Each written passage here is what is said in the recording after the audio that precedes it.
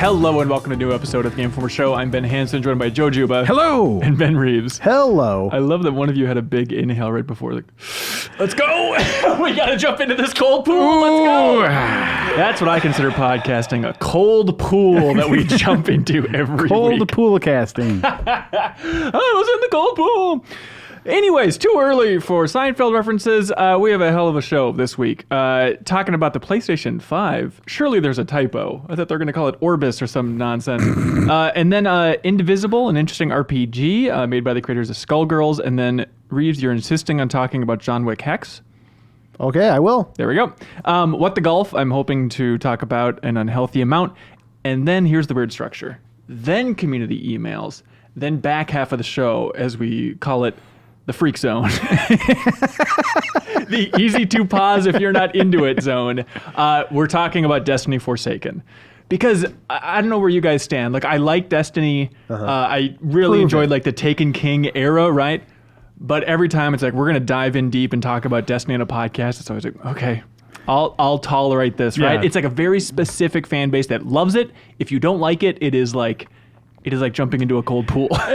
So Andy and Miller were talking about this in Andy's office the other day, and I walked by and like popped in for about 5 minutes and asked a few questions and popped out again. But they kept they were going for about 10 minutes beforehand and were going for about 10 minutes afterwards, and they have a level of like depth and a level of just opinions about that game that I am not interested. You're more polite than I'm more polite than you are apparently, because anytime they're having one of those conversations, it's like trying to get in and like, oh, I have a question for one of you, and trying to patiently wait for them to wrap up. Is that why you started the fire in the office the other day? To try to get them to stop talking about that? That's right. And in my mind, it's like, why would anybody talk about games unless you're on the podcast? I don't understand that. But Miller, he loves to talk about games in the bullpen. Right. And it's very Mostly, sweet. we just talk about food upstairs. That's right. We're not on the podcast. That's what we're talking about. So we're going to let those folks rip, and I'll be here too. It'll be a great ripping, roaring time there for Destiny Forsaken. Let's see. Reiner is out of the office, but he posted his review for Ghost Recon Breakpoint. Remember this Game Informer cover story? I do. Does anybody recall that one? Yes. A fun bit of trivia. That was our cover story. So Ghost Recon Breakpoint, Reiner gave it a 6.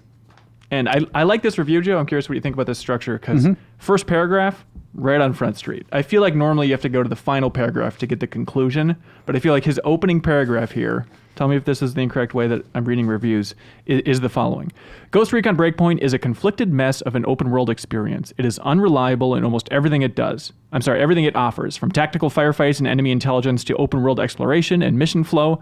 Developer Ubisoft Paris also didn't solve the issue of repetition that plagued Ghost Recon Wildlands. It's even worse this time around. Flashes of brilliance are scattered amid the turmoil, but no matter how much you try to latch onto them, the game finds another way to pull you down and upend your progress. Yeah. I mean, there are lots of ways to start a review, right? I feel like... What's your favorite? For the most part, there's no... Once upon a time. There's no favorite way. But... Merriam-Webster's defines Breakpoint. It was the worst of games. It was the best of games. I think you can... There are lots of like different tricks you can use. I think in general, after you read an introductory paragraph, you should have an idea of whether or not the reviewer liked the game and why. Oh, interesting. You know? Okay. And I think there are a lot of ways to convey that. And that's not a hard and fast rule. Sometimes that comes in the second paragraph or something. You know? Would you ever post something on the site that's Joe Juba's 10 great tips for reviewing games? After all these years as reviews editor and writing 16 million of these things, just boil it down. Do you think, would people read that? Do you think that would be interesting? People love that inside baseball. Do you know how many questions you get in emails about reviews? It's constant. I think it's very fun. Yeah, I kind of do that with our interns that like every term I kind of go out to lunch with them and give a handful of like, hey, these are some general pointers on how to do this.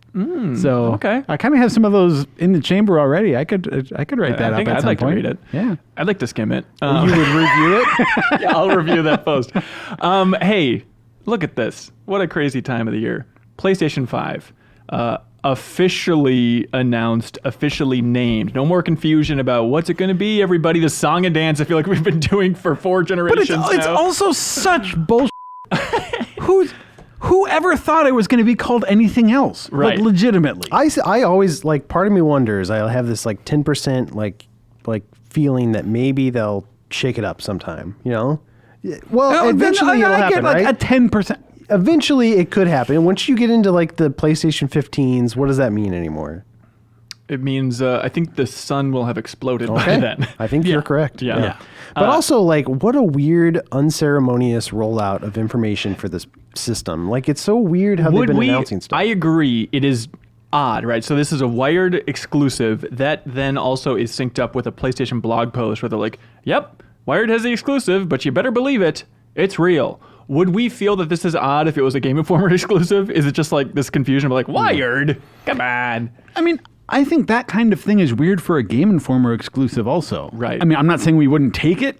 Oh, yeah. Yeah, Sony, if you're listening. No, but I think what's weird about it is like the idea of certain kinds of information being exclusive to different outlets feels weird to me. And I don't know that exclusivity is always You a are good aware thing. you're on the Game Informer show, right? No, certain kinds of information. I mean, Okay. so it's like I understand when it's like, hey, we got to play an exclusive demo. We got to look at a hands-on level. Like that's content about a game that you can leverage. Sure. But I think when you're talking about something like console information, that just like to me that just kind of feels like it belongs to anyone anyways. Right. Or like everyone anyway This belongs in when a it's out museum. there. So yeah, it is you know. odd, especially since this is the second Wired exclusive about the PlayStation 5, and it's like I just would love to know how this is happening because Mark Cerny's given kind of 2 sit-down sessions with Yeah. the hardware at this point. Yeah. And the first one I even understand more because that was a lot more of a tease. Yeah. But at this point, it felt to me a lot more like this was Sony's information to get out there and information to get out there in maybe a way that was a little more, that had a little more like pomp and circumstance to it, right? It's like Wired has some nudie photos or something. with the I didn't want to PlayStation. say it. Hey, I I'm didn't not wanna going to say it. for sure, but it Hey, seems look like at they have that. some interesting pull. You won't believe what Knack has on under all that Yeah. junk. If you don't give us this interview, we'll release that Mark Cerny interview where he peels off the strips of paper and does the internet's biggest questions No. about Mark Cerny. Look at that little knickknack he's got. Okay, let's talk about the actual details that we learned here. Yeah. Joe, what stood out to you? Did you read the article? I did. Okay. Number one. I mean, there's a lot of stuff about that that's interesting. I think for me personally, and I guess it's boring. Backwards compatibility. I think. Well, that was already the last time around we learned that. Yeah, I know, but I mean, I think this time, I guess with the like full confirmation of it, and because I guess I feel like when it's that far out, they can say like it's going to be backwards compatible, but when they don't even have a name for a thing, you're always you never know when they're going to like hedge on that a little bit. Okay. And I think that for me ends up being a big deal more than it's ever been. Because I think games today, more than they were at the last console generation, are designed for longer lives. So it's a lot less of something like, oh, I want to replay Death Stranding someday, so I want it to work on my PS5, versus like Death Stranding will conceivably still be getting like some sort of updates or content or something. It's also one of those when weird it comes things out, you know? where so much of my library is digital now. Yeah. Whereas like it made sense in a weird way if like I had all these physical discs that they didn't work on this new system. But now that it's all digital, I kind of want some of that to carry over. Right. Like it's like, oh, I have this huge library. It'd be nice to keep some of it and keep playing stuff. Yeah. Right.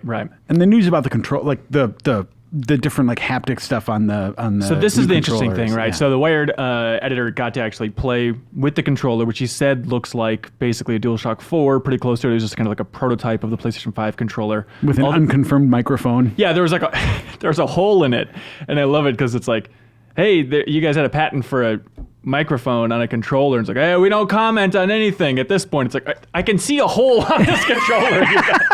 It seems very clear.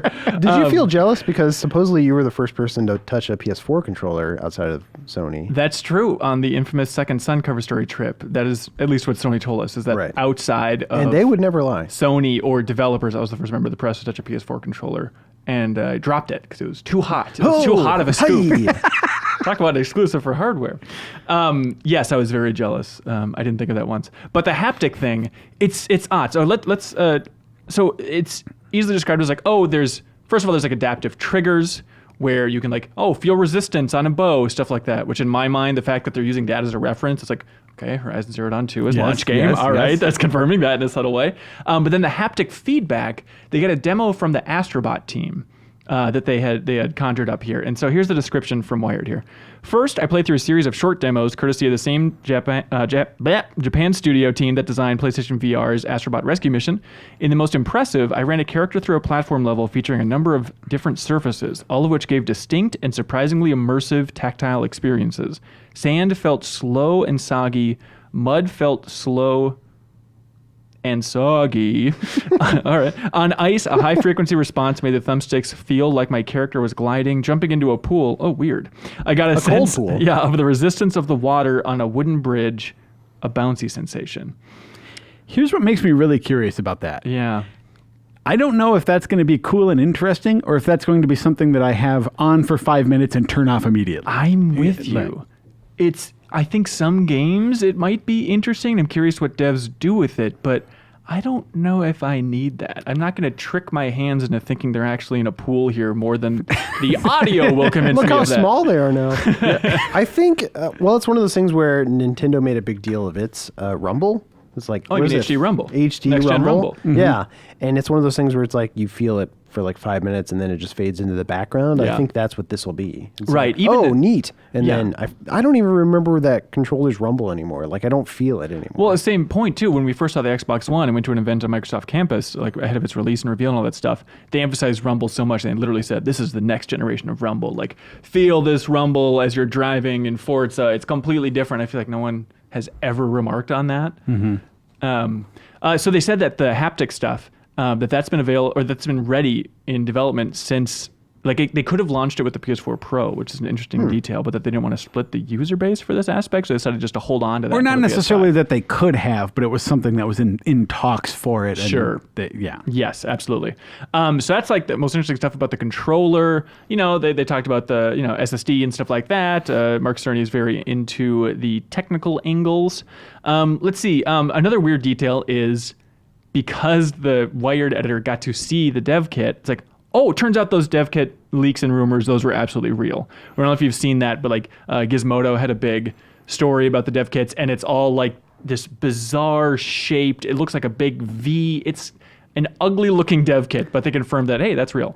Well, they didn't say it's real. They said it looks a lot like what they Gizmodo reported. Right, and then you look at the Gizmodo report, and it's like, okay, here we go. Right. Here's I the don't know, patent but I for mean, this like, thing. yeah, I don't know. There could be some small tweaks and stuff, but then that Gizmodo report also claims that the dev kit is codenamed Prospero. After the Tempest, Joe. Yes. Did you read this confusing chain? No, what? Okay, so here we go. This is the Gizmodo story. According to our tipster, earlier PS5 prototypes have been in the hands of developers since 2018, but Prospero, the current dev console, was first delivered to developers early this summer. The console shares its name with the central character of William Shakespeare's The Tempest. In the play, Prospero is a moody wizard supported by characters like the magic spirit Ariel and the kind nobleman Gonzalo. That's curious because Ariel and Gonzalo aren't just characters in The Tempest, they're also the code names for the unreleased AMD products that were discovered by geeks and are thought to be the guts for the next-gen consoles. Oh, that's cool. That's kind of So is it Sony getting in bed with AMD just for code names? Seems bizarre to me. I bet that the code names were across the companies were just coordinated. It's just a fun nod. It's like somebody named one, and then they're like, hey, we'll continue off that. That is cool, though. Yes, very fun. Fans of The Tempest are going wild right now. I can hear them now.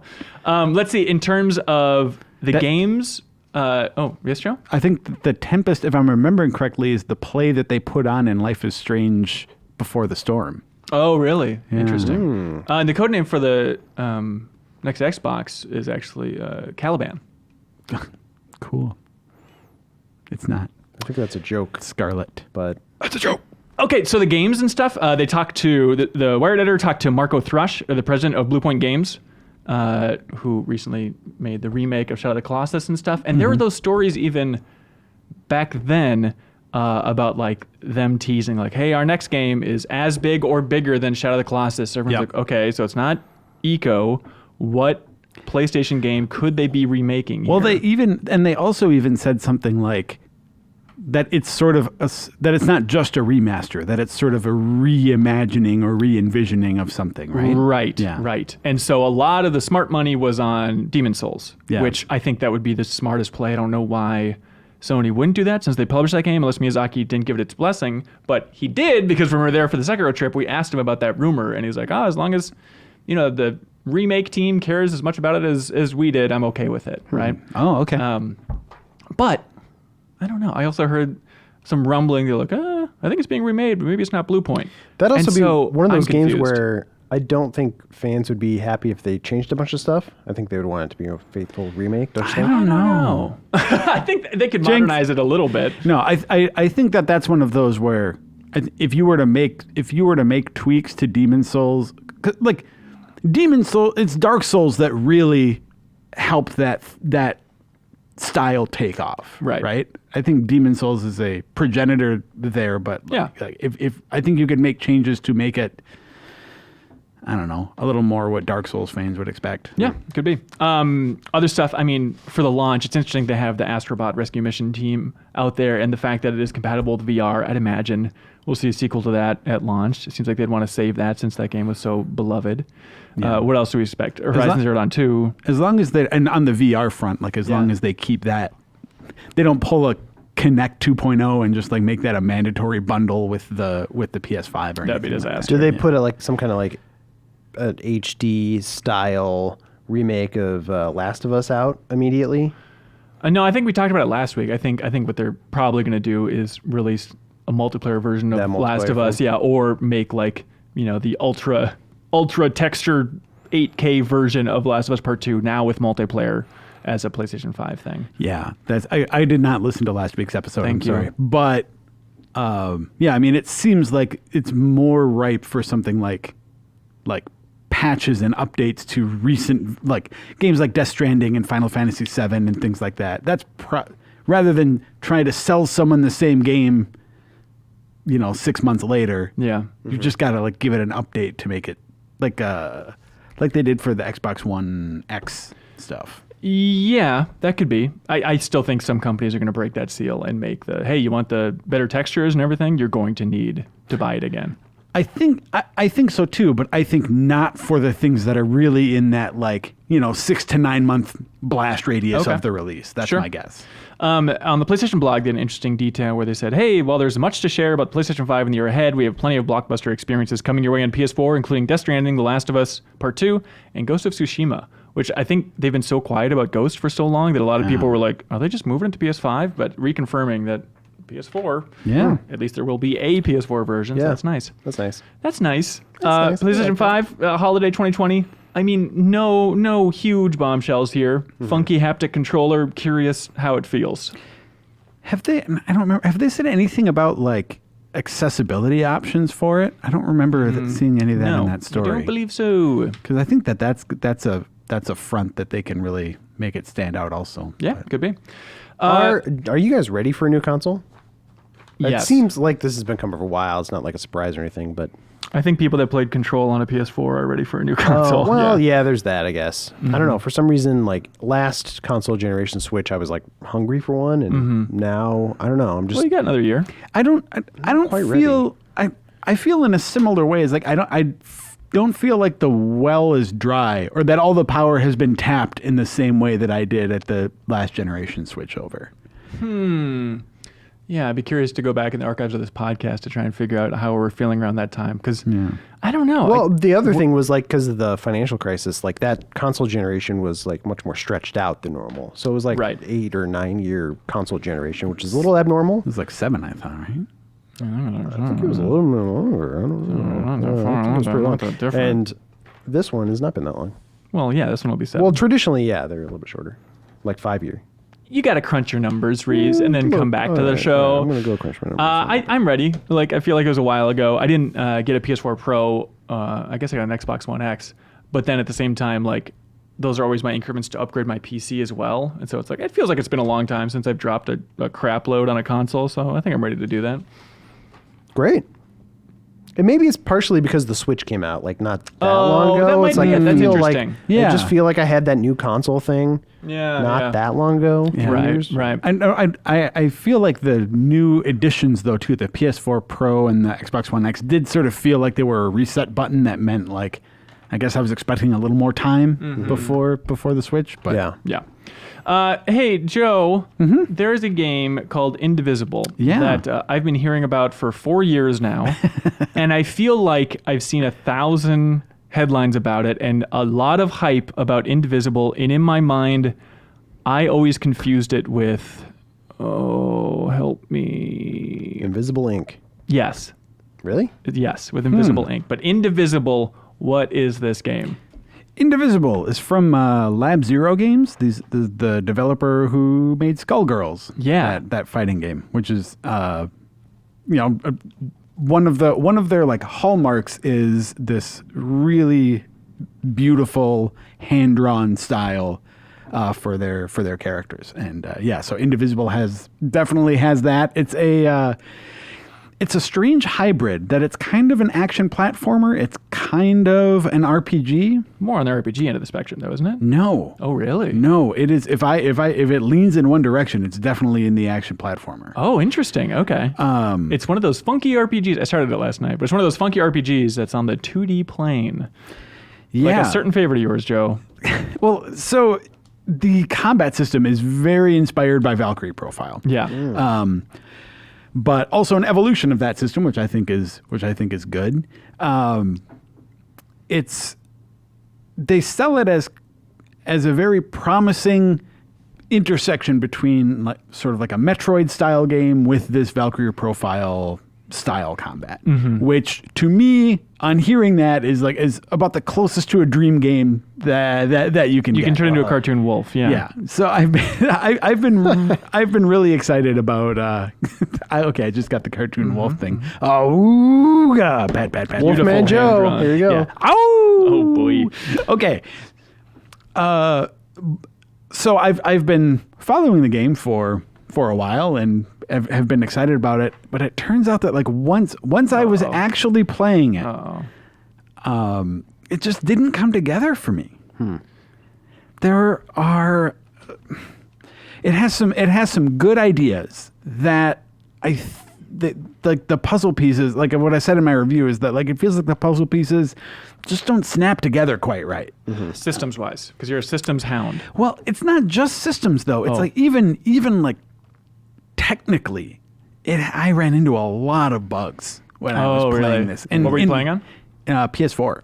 Yeah, PS4 Pro. So it's this thing where it's like when you start getting into a rhythm or you start feeling as if like you understand how this game is supposed to play, you almost always just hit some kind of wall or some sort of hiccup or something that for me was like, what kind of stuff? That's a pain. Well, I've been criticized before for getting very nitpicky about some of these things. So I want to not by anybody I've ever seen. But so what I want to point out is these things seem small individually. But when a lot of them build up over the course of like this game took me about 25 hours, as they accumulate, it really just hurts the flow. Yeah, it really feels like a weight. Okay. So it's things like, like I got trapped in walls and so combat when it initiates happens on a, within the environment that you're standing on. Yeah. Which means that elements of the environment become part, like are elements in the battlefield. So if there's like a spike pit nearby that you would have to jump over normally, now there's just a spike pit on the battlefield. Or if there's a little platform that you're supposed to jump on, now it's there. Like it's there when you're fighting. Can you use that stuff? Can you like push enemies into the spike pit or something? They serve only to complicate and break things. There's no strategy about that at all. It's just things like if an enemy knocks you into the spikes, you are ejected from combat. You don't get experience for what you did, and you just need to like fight the enemy again. Or there was another part where because of one of those like hovering platforms, I sent a character in to like do an attack, but then she couldn't regroup because on her way back, her head got kind of caught on this platform. She couldn't regroup with the party, so no one's meters were filling, and I just had to restart. Oh, yeah. It was just frozen. It just, like the game didn't freeze, but just nothing could happen. Yeah. So that kind of thing. It's constantly annoying. Just becomes constantly annoying. And if I may be Mr. Positive. Yes, please. I thought the art looked great. It does, yes. It has an amazing opening movie that like took me back to my glory days of like PS1 in particular JRPGs where it's like, oh, this is what I want. This is wonderful. Music underneath is great. It's from the Secret of Mana composer, apparently.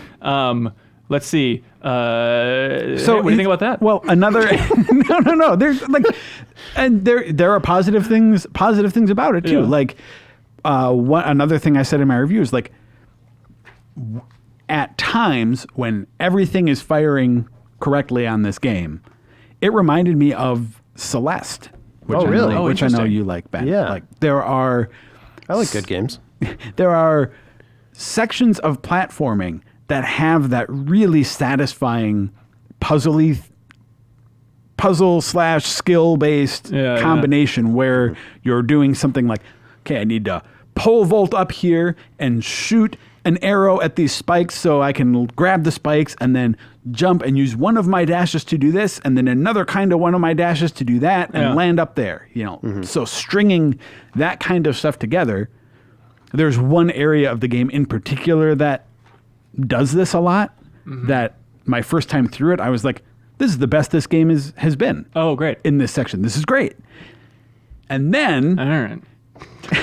you have to go back to that same level a second time and go through a lot of the same puzzles again. And then you have to go back a third time. Okay. So so it's things like that. I get that, it. Like when it gets, and the combat system even is, it's fun to, you get like, I think I had 20-ish characters in my party. You can have 4 at a time, but 20 to choose from. Yeah. So it's fun to be like, oh, I wonder what this weird combo is going to do. Like, there's one character who's like, actually 2 characters, a real person and a dead ghost person, and you can switch which one of them's active, and they use the other one as a ball, and you like do timing-based things to like volleyball damage back and forth. Sounds like a good game. What? So experimenting with that kind of stuff is fun. Right. And then you get further on into the game, and it's just not, the combat just loses all challenge whatsoever. Your victory is just guaranteed all the time. So then what's the point of all of this like combat intricacy or learning the systems or having fun with like, oh, I'm going to juggle that guy and then do all this when like they just die in a few hits anyway. I hear you. At the same time, crowdfunded game, give it up for Lab Zero, getting out of their comfort zone and making something that clearly they were very passionate about. And it's cool to have a Valkyrie profile like RPG released. It's a cool concept. Yes. If nothing else, like combine Metroid with that Valkyrie profile style RPG. Yeah. And what score did you give it, Joe? I gave it a 7. The flat 7 round. In the meanwhile, I was like, man, I started it and I was like, I know there's some old RPG I didn't play that's on the 2D plane. I couldn't remember if it was Valkyrie profile. So I went back and looked at gameplay footage of Valkyrie profile. I don't know why I didn't play that. That looks so cool and good. And I know like a friend of mine played it. Am I blowing it for loving PS1 RPGs and just never touching that game? Valkyrie Profile is one of my favorite RPGs ever. Wow. I should go back. So I never played it either. You say 2D plane. Is it kind of like Darkest Dungeon where you have like a row of characters and like their positioning matters?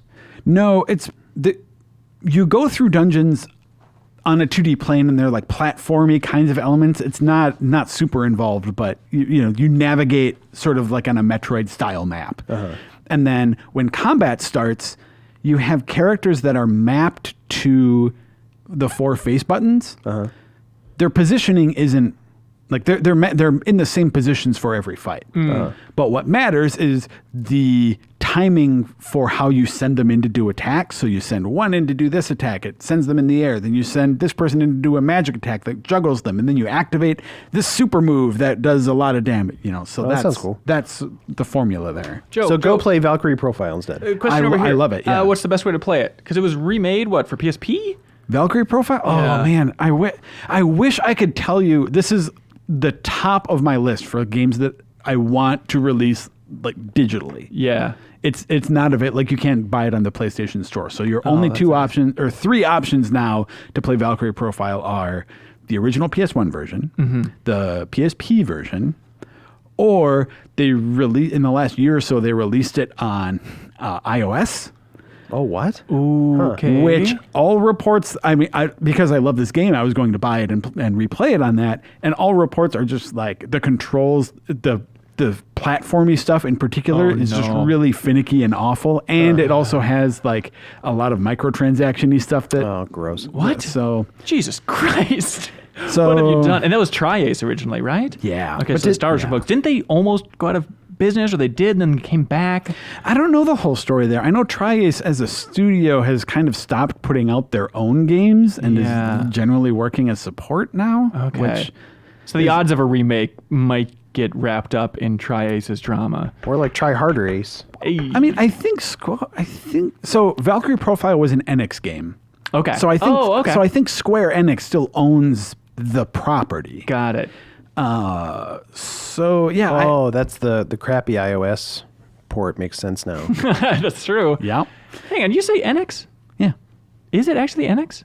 I don't know. I've always said Enix. Interesting. Okay, I didn't know if you're working on some hot insider scoop that it's actually Square Enix. How do you say it? Enix. I've said Enix since my youth. I don't know. I say Unix. Is that right? Yeah. I think I know this. I think I'm inconsistent in the way that I say Square Enix. Mm-hmm. But I think I usually say Enix. All right, teach their own. Hey, speaking of inconsistent, John Wick. Yeah. John There he Wick is. Hex, the new strategy game from the Mike Bithell crew. Yeah. It's here. Okay, how is John Wick as a strategy game? Overall, I like it. I saw some other reviews, which I was surprised it was getting as low scores as it's getting. But like, there are some low points, but like overall, it offers a lot of like really cool high points. Like if you've ever seen the movies, they do those amazing gunfights. But turn-based. But well, no, it's not really turn-based is the thing. So they just slow down the combat into like moments in time. So it's all really slow, and you'll press a button and do a move, and then that move will play out for like a second and a half, and then it pauses. But it's all happening in, I can't say real time because it's slower than normal, but it's happening in sequential order. So your enemies are moving at the same time you're moving. And John Wick is a little bit faster. So you're always controlling John Wick, and you have a bunch of moves he can do, and you're moving on this hexagonal grid. Hexagonal. There we go. Hence the name. And you issue orders to him so you can like shoot a guy, and you're gonna probably shoot faster than he will, so you can take him down. Hell yeah. But the trick is there's always like 100 guys or whatever. So if you're fighting like 3 or 4 guys, you can try to shoot a guy, but then this other guy will be shooting you. So you might want to do a move that takes a little less time. So you might want to like do a parry on a guy that's nearby to stun him. Then you can shoot the guy, and then you can deal with the guy who was stunned. So it's kind of like managing these timelines and making sure that you can take everybody out before somebody slips in and gets you. So it feels almost like more of a super hot than a Hitman Go or something. Yeah, I actually kind of felt the super hot kind of angle when I was playing it. But it's all because it's Keanu a Reeves is super top-down. hot? Oh, tell me about it. So I played this at E3 for a little bit, just a level or two, and I was really surprised at how much, because I love the John Wick movies, and I was surprised at how well this like deliberate strategy approach captured what I want out of like a John Wick game. Compared to just a basic action game. Exactly. Like, I'm going to run through and shoot 1,000 guys. If it were a pop, like a crouch and shoot kind of run and gun kind of game, I think it would have felt very familiar. Yeah. And I don't know how you really capture the distinct John Wick vibe out of that. But this like the strategy of it, I think, and once you finish a level, you can watch it sort of play out in real time. Oh, Right? fun. Okay, Yeah. so very super hot. So I would do that a couple times, and it's kind of fun to see how John Wick works through a level. And like occasionally it was like, oh, that actually kind of looked similar to something in the film. Like If you squint. well, obviously the visuals they're kind of like graphic novel-ish. Yeah. How's Keanu? Very, very silent. So he doesn't. Yeah, they didn't get the voice. They don't have the voice. They have his likeness, and then they got a couple. So Winston and oh my gosh, I'm forgetting his name. The guy who is also in Destiny. What's his name? Lance Reddick is the actor. So like they got both of those actors to reprise their roles, and then Troy Baker is the main villain. But to be Really? Yeah. To be clear, they didn't get some fake John Wick to do sound-alike voice. John Wick just doesn't talk. Does Yeah, it have like ellipses, or does it like you're pretty quiet, Wick? Any No, of that so nonsense? it's all Hex kidnaps the two characters, What? the John Wick's friends, right? To back up, like it's all set before the movies, so it's Oh, while Wick interesting. is still part of this organization, and he's still an active hitman. Yeah. So back when he was sort of building his legend Yeah. that they reference in the movies. Oh, fun. Before he had a fondness for dogs. Right, he hated them. Yeah. Yeah, exactly. And so He's like Indiana Jones with snakes, except for dogs at that point. Why did it have to be dogs? So it's all told in retrospect. So Hex is sort of narrating this story of how John Wick Of the legend. screwed him over, right? Okay, sure. And so it's like, this is why I hate John Wick. I'm going to get him. And so it's all kind of flashbacks where you're playing the level where John is like going through these levels and tearing through all his hitmen. That's fun. Does it add anything to the precious John Wick lore? No, not really. I kind of wish they'd explored more of that Yeah. because that world is so interesting and complex. Or at least all the characters act like it's very interesting. Yeah. They act like Shut it's the up. greatest thing ever. I don't know. I like those movies just fine, but it's like at some point, it's like by the third movie when it's still kind of like crawling up its own cool ass, it's like, all right, I got it here. Well, maybe you'd like this then because it doesn't get complicated. It's all just Oh. about like, cool action gunfights. Yeah, in a slower version of real time. Well, I mean, to Joe's point though, like that's how I felt. I was like, okay, Yeah. these fights are like a quarter speed, but somehow they feel as intense as like an actual like Right. full speed shooter. Yeah. John Wick Hex 8.0 review on the site. Very exciting. I've been checking out What the Gulf, which was in the lineup that launched with Apple Arcade. Remember when Apple just dumped the dump truck of games into our lives and do. people are still trying to sort through them? They're reeling. Yeah, I never even booted up What the Gulf on Apple Arcade, but it's also on the Epic Game Store on PC for $20. I was like, yeah, sure, I've heard Yeah. good things. So I've been playing it on PC with a controller. One of my favorite games so far this year.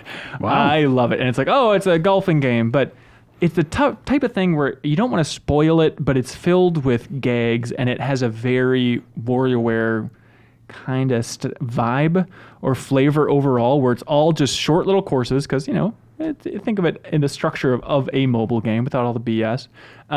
So it's just short little self-contained levels, all just wildly creative, and it's not even a golf game.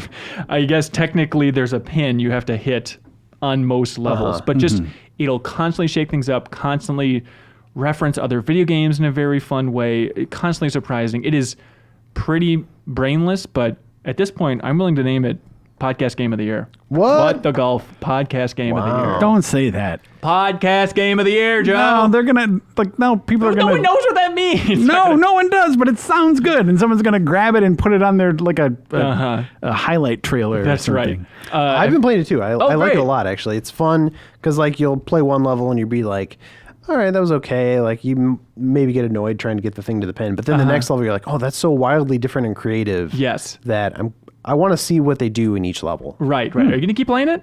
I think I will. Yeah.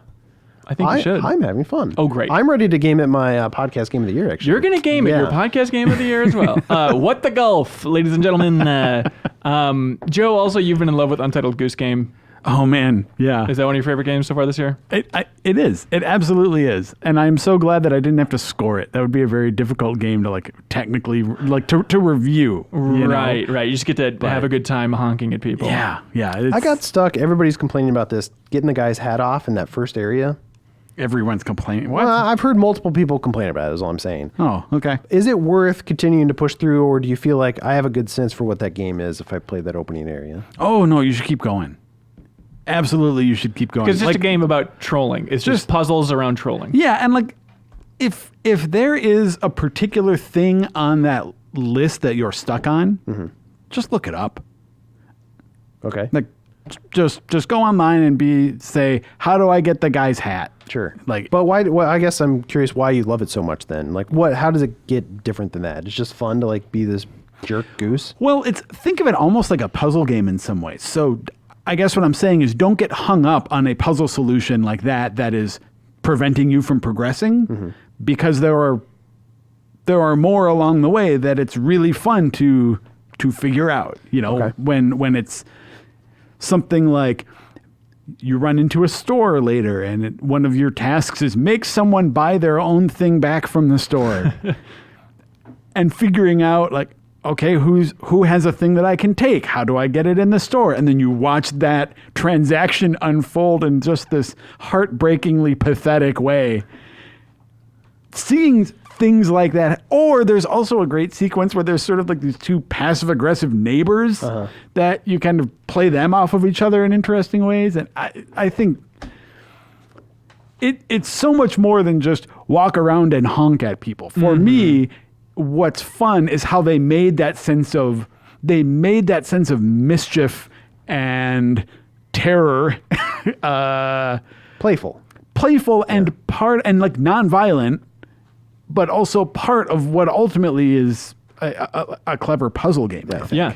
It's one of those games, like, if I had kids, I'd be like, okay, finally I have something I can play with them. Like, that seemed like a good game to play with your Finally. 2-year-old. I don't know. Finally, a game is released. Yeah. Well, you know what I mean. There we go. Untitled Goose Game. Hey, give it a gander. Hey! Sweet. He did it. You guys want to move on to community emails? Yeah, let's do it. Wow.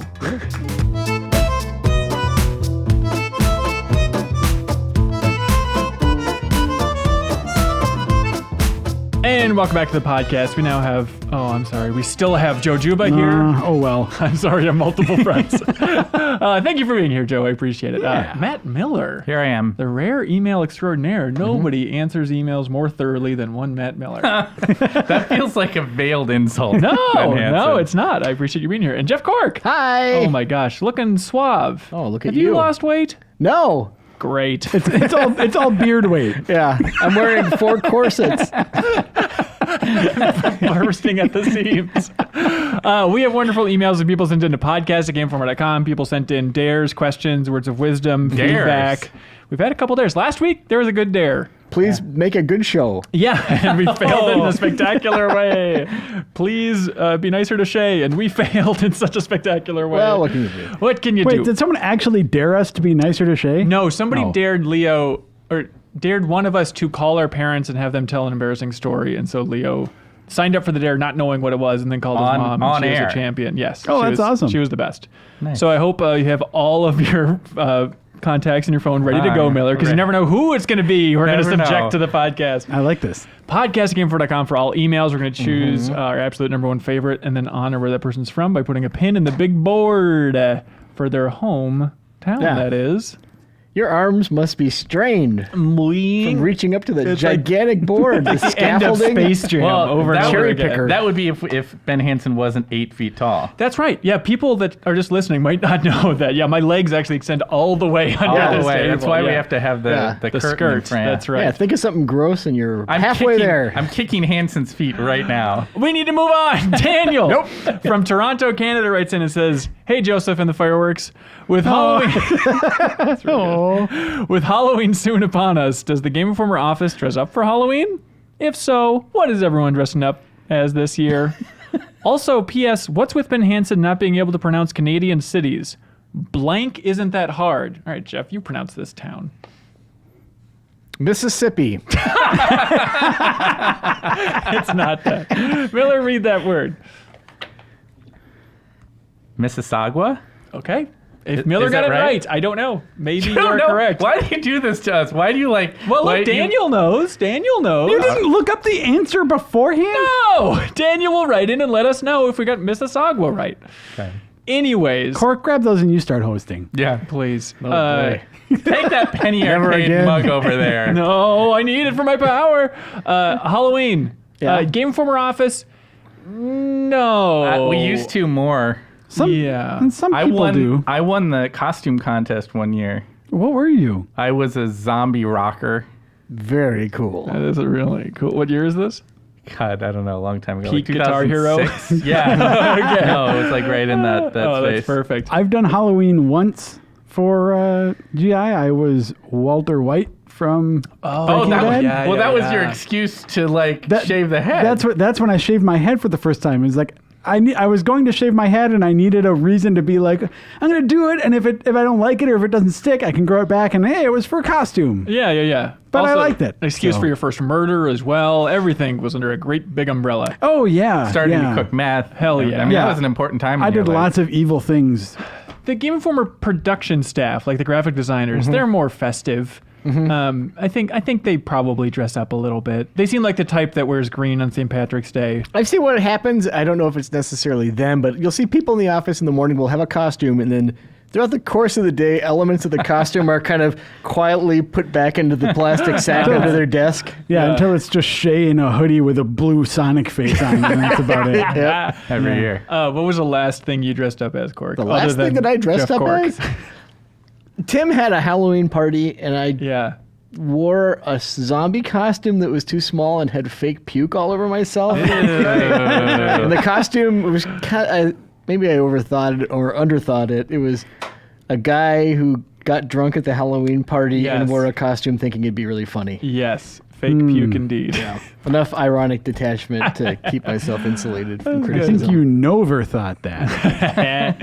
All right, Joe. I had a stretch that I was really in love with of like trying to go as things that are genuinely scary because I think everybody out there is a zombie rocker and I'm sick of it. I wanted to go with something that actually freaked me out, which is like kind of Slenderman-ish, just like tall, lanky, skinny thing. So it's got like this all black suit and then it had a scary mask and stuff. So that was fun. Scary? I was scary and I had stilts like on my feet. And so I went and just stood So you by were 12 feet tall at that point. And so I stood by the side of the road for a while just by myself. A little bit tipsy. Like, this will be fun. So you turned this into like a public art thing. That's right. Involuntary art, I call it. Where you were actively trying to scare random people. So you just loitered and stared at people. Like you were the homeless Slender Man. Yeah, but anything goes on Halloween, you guys. It's They all can't cool. arrest you for anything. You just murder I don't even people. have a name. It's like the Purge night, except it's Halloween. Exactly. This is all like a transcript of your conversation with the cop. Yes, Yeah. exactly. Steven, from anybody have a costume locked in for this year? Joe, are you going as Columbo or anything? No. I do have a Columbo costume, but I wear that on Columbo's Day. Columbus Day. I'm sorry. Which is coming up really soon. I am celebrating Columbo's Day this weekend. And another thing. Is that what he sounds like? Yes. Sure. I think it's just one more thing. Thank you. Oh, is that right? Even I know I that. thought that was Steve Jobs' line. Did he steal it from Columbo? Probably. Yes. What do you want from I've me? heard of yes and, but shrug yes? Just yes, period. Joe's trying to avoid having to talk with you about Columbo because you're going to just make fun of him. But holy tickets are crap, so good. could he regale you? Oh, with look, I've a got level a of 1,000 detail? cover stories with the Joe. I know how much he can regale me with Columbo facts. Endless well. He could make a Columbo fact a day calendar. He could. Hey, good career move. Yeah, that'd be good. really good. Steven from Virginia Beach says, Howdy, Informers. Last week, the topic of a Home Alone game in the style of Hitman came up. Just wanted to remind everybody that in 2016, IO Interactive released a free DLC where you had to track down Harry and Marv, the sticky bandits. When you knocked them out, they would drop a dozen items that they'd been nabbing while walking around the mansion. Just goes to show Hitman and Home Alone really would be a good crossover. And IO Interactive already thought that. Merry Christmas, everyone. Ching, ching, ching, ching, ching. You filthy animal. That's beautiful. Yeah, that's beautiful. What's this? Hunter S. Sachs says, how about that Blizzard bullshit?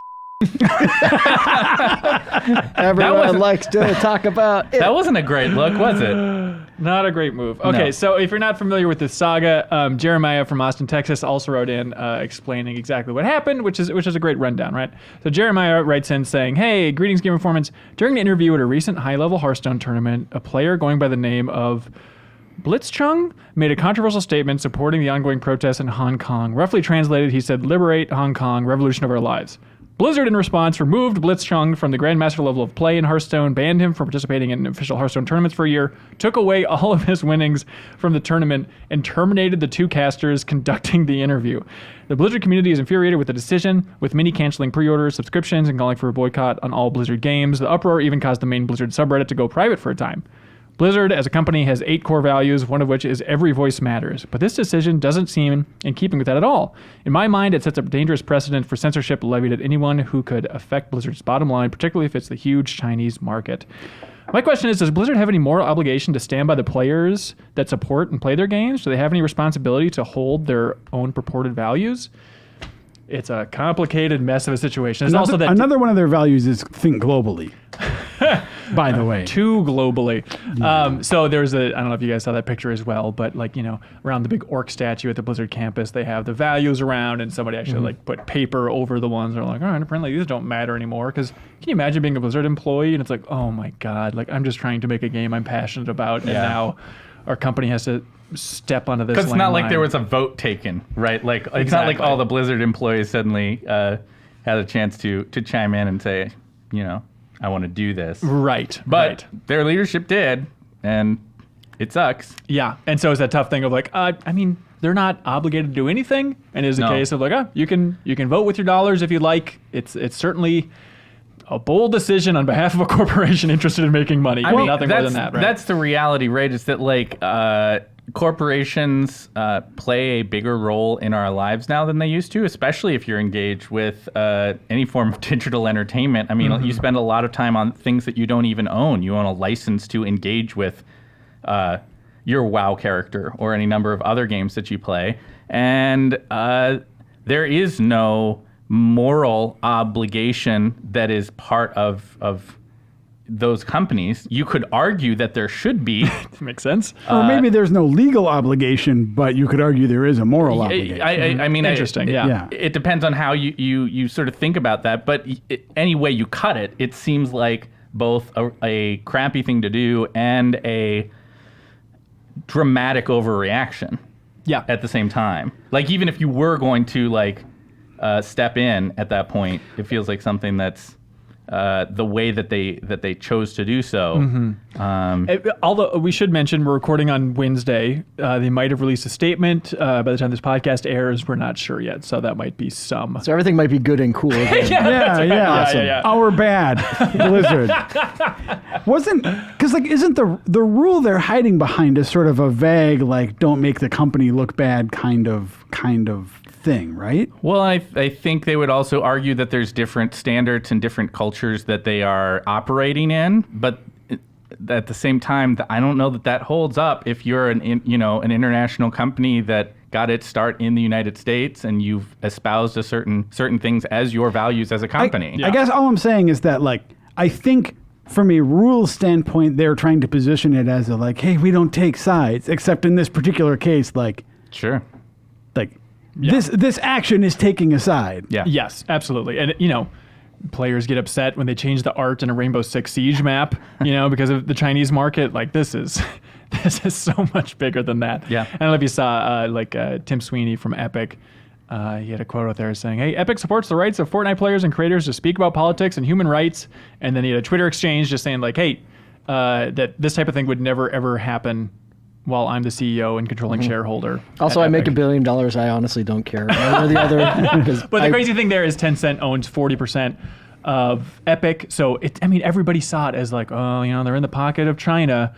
And so it's pretty bold for Tencent, the CEO. a big Chinese company, by the way. That's right. Exactly right. And people even connected with the Epic Game Store, obviously, are like, I don't want this Chinese company. I don't want to buy games from them and all this stuff. So the idea of Tim Sweeney getting out there in such a bold way is surprising. Yeah. Yeah. Hey, we'll see how the story unfolds. I mean, I feel like there's got to be more to this. Like, it doesn't just end here. Blizzard at some point needs to. I'd argue BlizzCon's coming up, and so that's a tough spot to be. Exactly. I mean, like they have put themselves in a situation where I think it needs to be addressed again in some way, and I think that they need to make a better impression on their next. What if they next time around. release Diablo Immortal for free? Oh, Yeah. I like it now. TJ from Pittsburgh writes in and says, hey there, GI crew. I'm a writer and teacher who lives in Pittsburgh. Quit bragging. But I'm originally... Really? Wow. Joe really likes it. Any dig against Pittsburgh is a win for Joe. Any specific city like that, I don't know why. It struck me. So. But I'm originally from Houston. I've always grown up with gaming, and I talk to my students about the games that they play. I'm also in a situation where I am often the first black male teacher these students have ever had, even at the university level. So when I had to talk about games to the college kids, I often asked them, when is the first time you played a game where you had to play as a person of color in a westernized setting? It's an interesting detail. Do you have a guess for what a lot of the students would say? Oh, so that would be avoiding something like an Prince of Persia? Well, no, or maybe like an RPG where you're like an Asian character. I don't know. Gears of War, maybe would be my guess at what the most common answer might be. GTA. Sure. Right? Which makes me wonder, what is the first game you can remember playing where the player character is a person of color by design? He says for him, that it's Shaq Fu. It's like, oh yeah, that's an interesting one. Interesting choice. I was really racking my brain for a while. Like of what the earliest one would be, right? Yeah, and it's like forced to play or had to play is such an interesting wording because it's like, well, probably Axel in Twisted Metal. Except he's an option. Exactly, but if you want to see his ending, you kind of had to play. There's a chance it's San Andreas. It's a weird way to put that too, by the way. Saying you're forced to play as like it's this awful scenario. But like it's not like like he brings up NBA games or something where it's like oh you could play this character if you want. Yeah, it's a really tricky one. You could maybe argue what was the old basketball game that was Dr. J. Oh yeah, the one-on-one. The Larry Bird and Larry Bird one. Yeah. I mean, somebody was going to play Dr. J. Okay, all right. Right, so yeah. I played a lot of that game. Right. It's interesting, yeah. The basketball thing, even like I guess Michael Jordan and Windy City Meltdown wasn't that game? The Amy Hennig game. Yeah. Yeah. Anyways, real interesting thing that you guys should know. He's making this stuff up. That's not. I was watching this paper. Oh no, that's nothing to do with what he's saying. No, come on, be cool.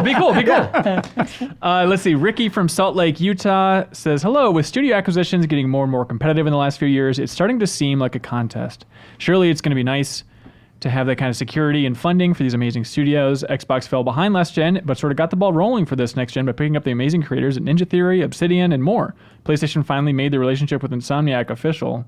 About time they put a ring on that one. Below are a few... sorry, Jeff Cork, do you want to laugh into the mic? Or there it is. Below are a few studio acquisitions that I think are likely imminent. Rate the following on how likely they would be. What's the scale? 1 to 10? Likely or unlikely? 1 to 2. Okay. Binary scale. Binary, Yes. I like that. Binary scale. I'd love to hear what some of your predictions are. This light is really doing it, isn't it? Oh, I'm A sorry. fun You mean Easter that egg. light flickering on and off forever in the studio? It's for Halloween. It's for Halloween, Yeah. Jeff. Come on, man. Aren't you picking up the signals? By the end of emails, Hanson's going to be hovering behind you as Slender Oh, Man gosh, and he's 12 getting feet tall. He gets closer every time. All right. What are the odds? All right. PlayStation picks up Kojima Productions after the release of Death Stranding. What? Don't they already? No, they don't own it. There's- This is well, just an they're- exclusive game. Yeah, it's an exclusive that they're game, funding, so- but Yeah, I mean, it already feels like Yeah. it's so that's a 2. inextricably connected. That so you think it's likely? I think it's And then Kojima just becomes a Sony employee? Weird. could happen. I guess. I mean, is it more likely if the game's a success or not a success? Because if it's not a success, Well, of course, it's more likely. if right? it's a success, Yeah. but then at the same time, maybe like if it's not a success and it Quit trying tanks, to talk us out of this. It's no, likely. then Kojima would be like, bye, please buy my studio. Like, there's no way the game's not going to make its money back, though, right? I don't know. Okay, We'll find out. What about Nintendo nabs Grezzo after their work on Link's Awakening? They also did like the Ocarina of Time remake, and of course everybody's favorite that they can't stop talking about. I'm talking about Ever Oasis. Calm down, crowd. I don't know. Give that one a That's why a not? 1. All right, that's a 1. Okay, this one's interesting. Nintendo and Next Level Games after the release of Luigi's Mansion 3. This is a weird one where Next Level Games communicated, like, we're only interested in making games. We're only going to make games for Nintendo moving forward. So it's like, they effectively already own them. I don't know that Nintendo is quite in on the acquisition market in the same way as some of these other companies are. So I'm going to end up saying unlikely on almost all of those. Basically every I think, 'cause I just Nintendo don't- one, because like they just like they work with so many different studios as partners. A Yes. lot of them even exclusively. So like They don't seem interested in I don't think buying they that. do. Yeah. That is odd. I wonder why that is. There's something about the company culture where they're not greedy. I think Nintendo has a very distinct company culture. I think that can certainly be said with confidence. And bringing in a whole new company, it's hard to keep a culture intact for both sides. yeah, I mean like they seem to take so much pride in being able to say like this is a Nintendo game. Right. That maybe what that means, like they are just comfortable with the very narrow scope of what that means. Yeah, for sure. But Miller, Okay. you're an expert here. I'm ready. Bungie goes back to Xbox and Destiny becomes available on Game Pass. Well, that's different. We're not saying acquisition. No. We are saying acquisition. Yeah, that That's Microsoft not. would buy I don't think that's Bungie. going to happen. What if it's like, hey, new leadership, Bungie, come on. Nothing's going to happen. Bungie just extricated themselves. I mean, it's been a while. Well, I guess in the internet world, sure, but I mean, plus they have all this sweet Chinese money with no strings attached that I'm sure they're going to be doing some great things with. I don't think that's going to happen. Okay. PlayStation picks up that game company for a successor to Journey. They released it. It was called Sky earlier this year. It was. Nobody noticed. I would actually say no. Actually, a lot of people noticed. Sky's done really well. Are you serious? Yep. No way. It has.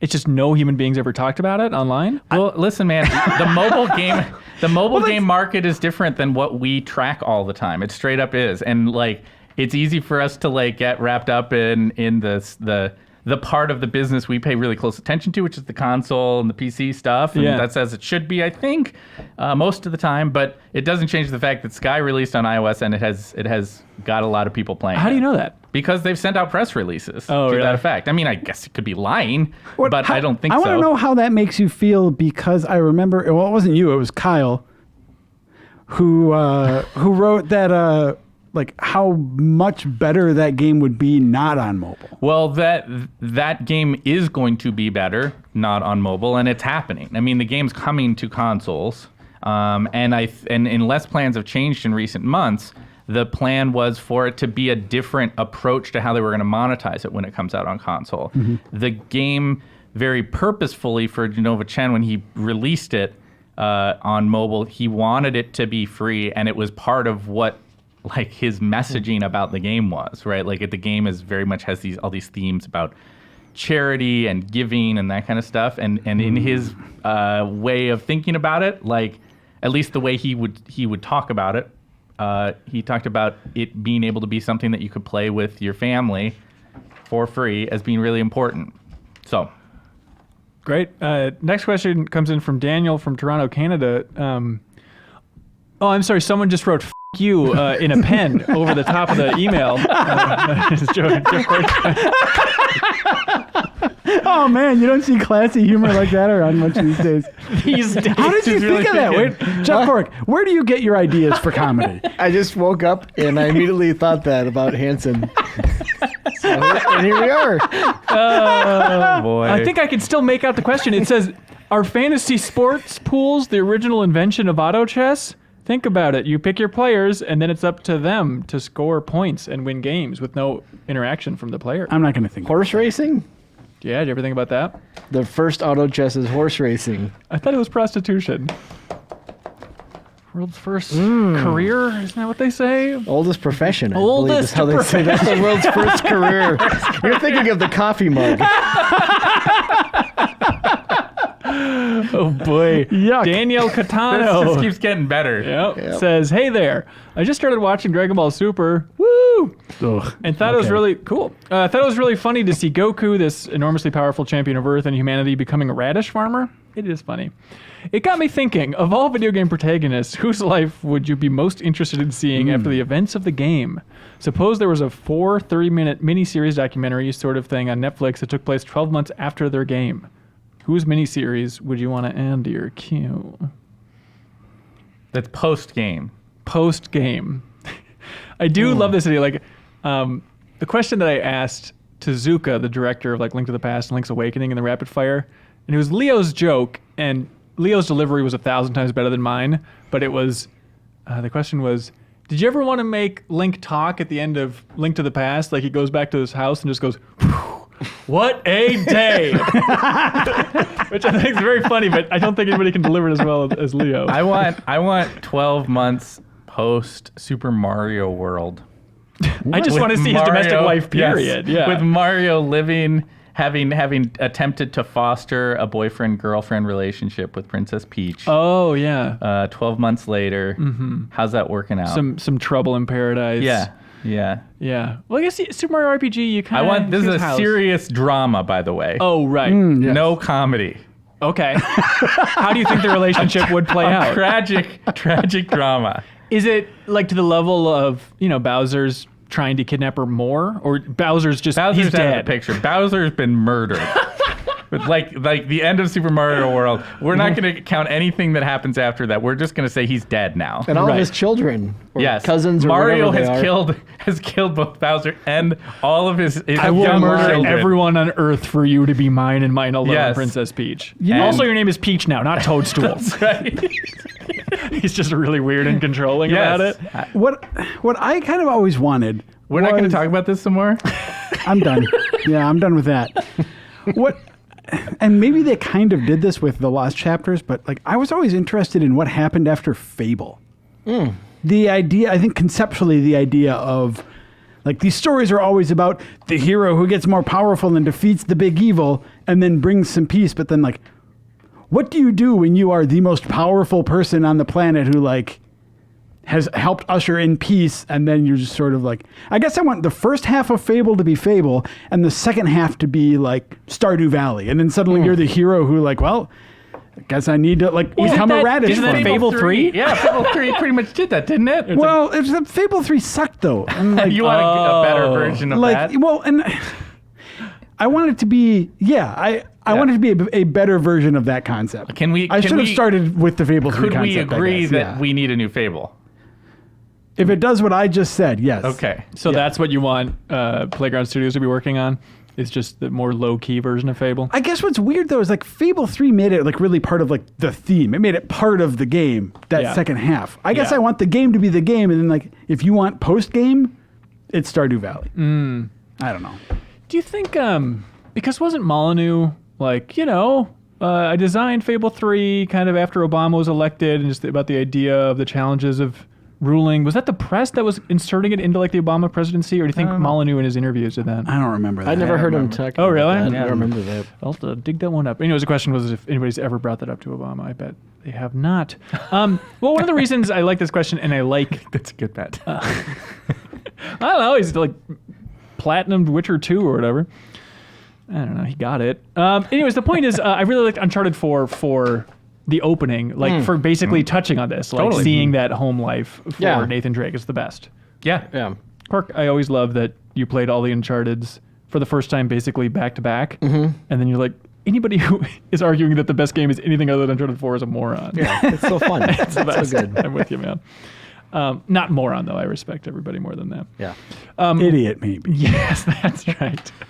Remy from Surrey, oh, that's fun. United Kingdom, that is, says... Oh, we've got UK listeners. Oh, Can we just preemptively make that person our pick for the week? So if we you get want a to work UK backwards, there's no honor in we, that. We have to hear the question at least before That's we make right. that call. Make a good question, Remy. I'm pulling for you here. What does Matt Miller's butt smell like? Cloves. Don't ask. No, he Cork's says, Remy says, hey, Ben and Company. Oi, you, what you looking at? What do you have? Some of that. Which is a song from Dreams, which is very fun. I couldn't find that level one time when I was looking for it, though. But anyways, what are some songs you'll find stuck in your head at random times? Maybe even outside of the Dreams. This person just wants us to publicly get a bunch of earworms into people's heads right now. Yeah, that's what they're asking. This podcast is nothing but an earworm. It lives in your ears. Okay, we're doing this. He says, for me, it's usually level 1-1 from Mario, deep cut. Oh, wait, video game specific. Oh, he also says, my colleague seems to always be whistling the Jurassic Park theme. And I love Jurassic Park, but that would be very annoying. Bad colleague. Yeah. I have a weird thing where I think every time I'm setting up like a camera at a studio, it's always pretty uncomfortable because you're like in the CEO's office or something, like moving his furniture around, and you don't know these people. And so I'll always be whistling something, I think, just to try and break the ice and be my own annoying colleague. Sure. And I usually go for like a Yoshi's Island song, like the athletic theme from Yoshi's Island, something like that. I usually go for I give a lot of thought to the track listing of my whistling. I think I whistle the Zelda, the main like Zelda theme Oh, a the lot. chime. Now here's what's interesting about that is that sometimes I find myself whistling the original, and sometimes I whistle the Wind Waker version, and I never know which it's going to be. Well, you do. Your brain does. Well, I know, but I don't consciously. Are you until trapped it's, inside of happened. Yeah, it's Help. like You're like a little Men in Black like head a alien? personal hell that I'm my trapped inside. God. Yeah. I'm sorry. Is that true? Are you actually trapped in your body? Yes. It's scary. That's got to be so weird. Can you imagine that? Yeah. Just like stuck in there. Just stuck right in here. Can you even wrap your head around that? He How can never screwed think up? outside of his own body. No.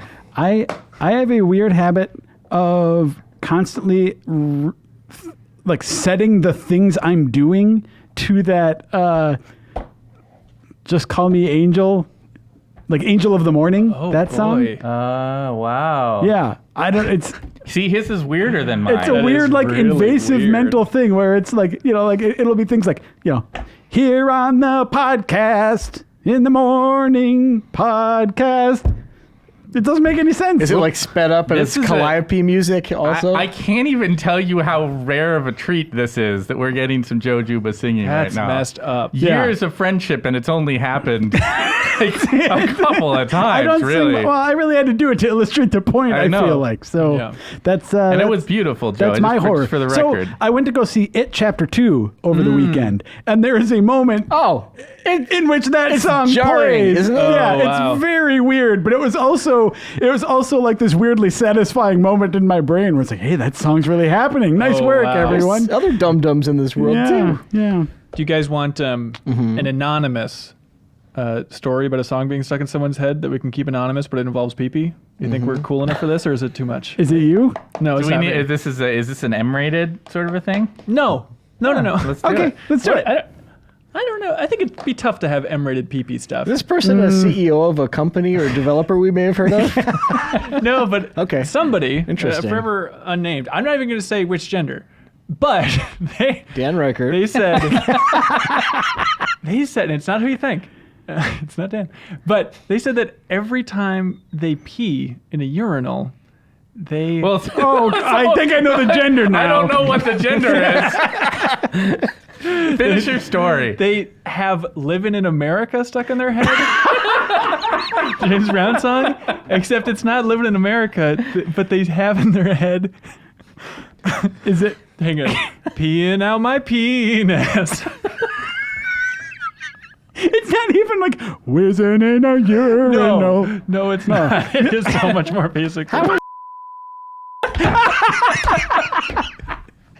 I haven't talked to him in a while. Swore me to secrecy. I'll be bleeping that. Hey man, takes all kinds, huh? Oh, Cork, you whistle the same thing 400 times a day. I don't know what you're talking about. Do you know seriously know what I'm going to say?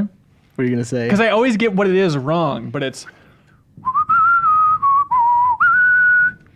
That's actually not what I'm whistling. Oh, really? I'm sorry, what is it? Because that's the Wii Sports theme? That's the Wii And I always Sports think you're thing. whistling that, but you're not. It's... I don't remember Oh what it is. my It's not the God. Wii Sports theme, though. It's some Nintendo chime like that. That era. Yeah, I don't remember what it is, though. I hate to leave If you hanging think of like it, that. just whistle into the mic Yeah, at any absolutely. moment. It's in the middle of another conversation, Yes, please. Make yes, it happen absolutely. for us. Okay, back on track, everybody. Jared yes. Kane Corbett from Washington, D.C. says, my question is, what is the most excited you can recall ever being for a video game trailer or announcement? For me, I always think back to the trailer for Devil May Cry 3. Remember this, John Joe? I had dial-up internet at the time, but I remember watching that blurry trailer over and over again. After the train wreck that was DMC 2, I thought for sure the series was dead, and then DMC 3's trailer was so over the top, I consider it probably the most excited I've been for a video game announcement. You need to barf in your cup over there? Look, I'm allowed to quietly burp. I Open think out my for mouth. me, it's the Halo 3 Believe trailer that was filmed with the diorama that they made, the physical thing that had the big war going on and Master Chief. It's very good. You know the one I'm talking So about, you just right? got so excited about it just And because there's it was so bold. it's like this quiet Chopin piano piece that's playing underneath of it. Yeah. And then it sort of pans up through the diorama to Master Chief about to die, but he has the grenade in his hand that he's about to throw down. Was it And- cool or funny or bad that time when, was it Bulletstorm that did the parody of that? Where then the action figures started puking all over the place? No, Do you it was remember? bad. Was that Bulletstorm? Okay. I don't It know. sounds like a Mad Hazard. Yeah, that does sound like a Mad Hazard Mad move. Hazard quality. That's a good choice. I like that one a lot. Yeah. I remember mine very clearly is Heavy Rain. The original. This is. It's not even like a traditional trailer. Oh. This was that kind of short movie that they revealed that is like the woman giving a monologue, and at the end she like puts a gun to her head. But it's like it was meant to showcase the like the PlayStation 3 technology of like facial stuff and all, and sort of emotive quality. But I thought, like, in addition to graphically, just the idea. This was before there was really the sort of renaissance of almost exclusively like story-driven stuff. Yeah. So I was really excited about You should go back and look at that, because I looked at that not that long ago. Her face looks horrific, It's and so her weird. teeth are like worse than Sonic from the movie. It's so weird. Yeah, and you'd think I would have learned, because I also got very excited after they released the Kara short movie, which turned into Detroit, and like, I don't know, It's something weird about how the brain changes, right? And you're used to better stuff now, right? And the old stuff looks terrible, but at the time you look at it and you're like, oh wow, they finally got it. It's finally real. I mean, I looked at that Heavy Rain trailer and remember thinking like graphics just can't get better than this. Yeah. It's weird, unless there's like bad clothing or haircuts involved. It's weird that people often have the flip for like old photos of themselves. Wherever they see an old photo of themselves, they're like, I was hot, you know? But then if you looked at what you would have been looking at while you look like that on a TV, it's like, I was bad.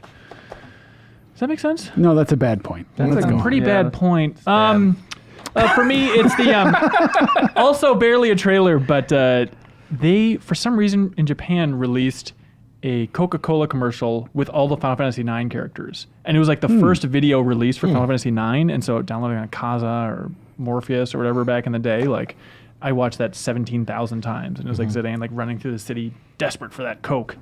And it's weird, because then when I was in... Did he finally get it? He did, yeah. Tell us the plot of the ad.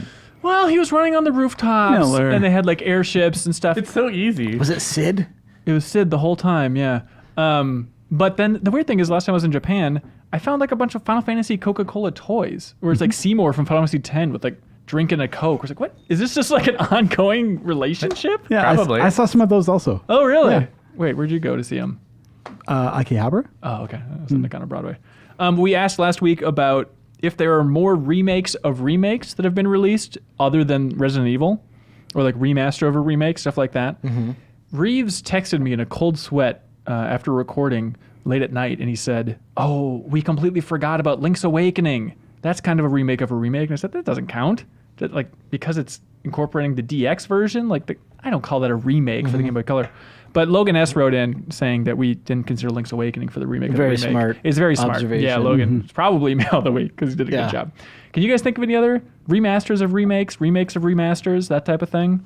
Where we're at that stage in the industry? Where What were the other ones? it's just Resident Evil, right? Like the remaster of the remake for the GameCube remake, or Resident Evil 1. Boy, Yeah, it's a mess. that's tricky. Indeed. Well, I'll let you think about that. So you guys think about that. You think about what you whistle 14 times a day. We're just going to start shouting random things later in the conversation. Please. Marvin from Baja, Mexico. Marvin says, morning, guys. Hey. Good morning. Hola. Oh, very good.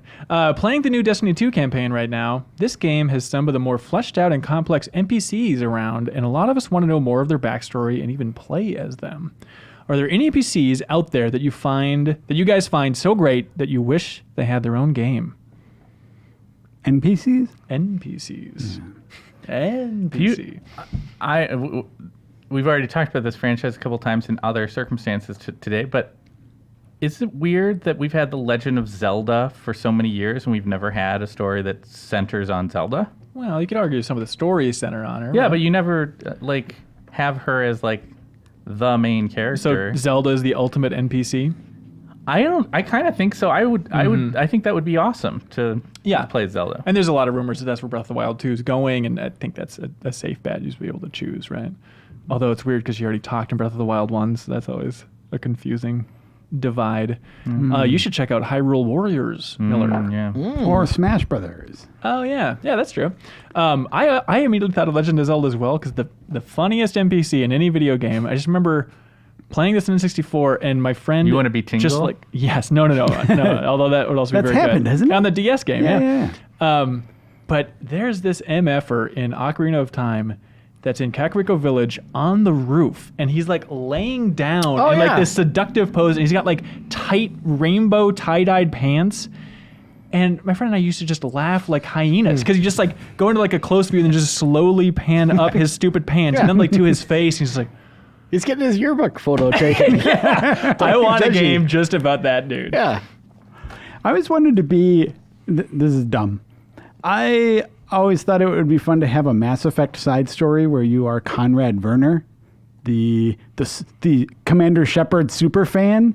Where you just follow around Shepard. So it's kind of like you're just like the worst Commander Shepard. Yeah. And you're always failing. It's like you undertake similar tasks, but you always need to be saved or you fail in catastrophic ways. Right. Ooh, that'd be fun. Mike from Walnut Creek, California says, "Hey, Ben and the gang, I've been waiting for an excuse to ask this, but now with the PS5 announcement, hey, look at that. It seems like a good time to ask, what do you think about the PS4 touchpad? I feel like it was only used effectively in Killzone Shadowfall, which I played recently. Wasn't that bad. And basically nowhere else. In every game since then, it seems like a glorified map button. I'm against the touchpad myself, but it just seems like nobody wanted to use it on future PS4 exclusives. Do you guys want it back for the PS5? Days Gone uses it. Like the different directions, if you swipe there, it'll bring up the different map or your skill tree. I think Witcher 3 does a similar thing in PS4. Otherwise, it's mostly just big ass button. Big ass map. Yeah. I like it. Failure? For what it was meant to do, I think it's probably a failure. It's one of those things that it's like this gimmick that anybody who's making something for multiple platforms is going to be hesitant to spend a lot of effort on it because the competitor doesn't have that, and you're trying to get parity between different versions. But you think more PlayStation exclusives would lean into it? I mean, there's like Second Son. I remember that like you could shake it, but I don't think the touchpad was huge. And it's just like it just feels gimmicky. I don't think there's anyone who plays that who's like, oh, I really love the way this works. It always just feels like even when it works well, it's not like you look at the game as a whole and think that it would be worse if it didn't have whatever that did. I love the idea, PS, of just a giant map button though. Oh yeah. Like I love knowing that in basically anything I'm playing on PS4, if I press that big dumb center button, it'll bring up my map. I would also be, I think, pleased if it had a greater level of precision to it, and then it could be used more functionally in certain situations for the equivalent of like a mouse pad. Right. Like if it had that level of it does though, doesn't it? I have never seen it used with that level of precision, but maybe you've played games that I haven't. That probably. do. I doubt it. Man, you seem pretty cool. The coolest. What's your secret? Here we go. Scott Campbell writes in with an oldie but a goodie. Hey, Hanson, ask Reeves why he's okay with real life advertisements in his video games, doesn't want them on his lettuce packaging. Hey, Reeves! No, sorry, you can't hear. Question, what's the most recent product you bought because of an ad? Also, thanks for not running ads on your podcast. Well, what are you going to do? Make money? Thanks, Ben. Yeah, hey, anytime. What's the most recent product you bought because of an ad? Miller, you have an answer. You have an answer chambered for this. I do. I knew you were going to ask about this. I bought a new toy. It's called a Shishibo. Shishibo. God, I can't picture it. What does a Shishibo... I think it's some sort of long tube. No, that with can't be feathers on the end. Oh, and you tickle your face like and giggle. Kind of. Yeah, exactly. Wait, what? Is that a Shishibo? Oh my God. Okay. So I bought this at a toy store. For obvious reasons. There was like an ad there explaining why it was cool, and I was like, that does sound cool, and it was cool. Yeah, tell me why this is cool. Well, it's cool. Can you describe for the audio listeners what you're holding? Because it doesn't make physical sense. No, it doesn't. It's a thing that can be formed into a cube. It's about that solves it. It's a cardboard box, everybody. 3 inches across as a cube, right? Wouldn't you say about that? About is this a magic dimension? trick? So here's the cube, right? Yeah. But then it opens up into these sort of triangular shapes, and it can change. It's like a puzzle meets a fidget toy. Right. So it can kind of open up to look like every broken piece of geometry in a PlayStation 1 game. Yeah, but there's other specific geometries it can form into, and then it sort of magnetizes together in those other forms to be like a pyramid or a... what do you call this shape? Oh, how dare you! That's a fourth There are dimensional children shape. watching. You monster. So this really got you. I think it's fun. I mean, I'm having a fine time. Do you regret purchasing your Shishiba? I like it a lot. say? I honestly would tell people to get it. It's like it's from a company called Fun in Motion Toys. Yep. And also, Also, what? all rights reserved. Yeah. And I don't know. Liberate- I think no. they're pretty fun. That's what I bought with, from an ad. I saw the ad That's and I nice. was like, that looks neat. Yeah. I So I saw brought it down because you said you were going to do this conversation. Yeah, That's right. I saw a commercial for Sonic Drive-In. You did it. Hang on, shut up, Cork. I turned into a star, and yeah, this is good now. Can I see it? Yeah. Cork is looking at it. He seems pleasant. I would think I like it. of It's all great. people, I think Cork would like this maybe the best of the people at this table because you like to have your hands busy with like tapping games and stuff, Yeah, right? it's great. I love it. Yeah. What did you see, Cork? I went to Sonic Drive-In because they had an ad for some ghost pepper slushy, and I drove like 40 minutes to get it. Speeding. You did another one.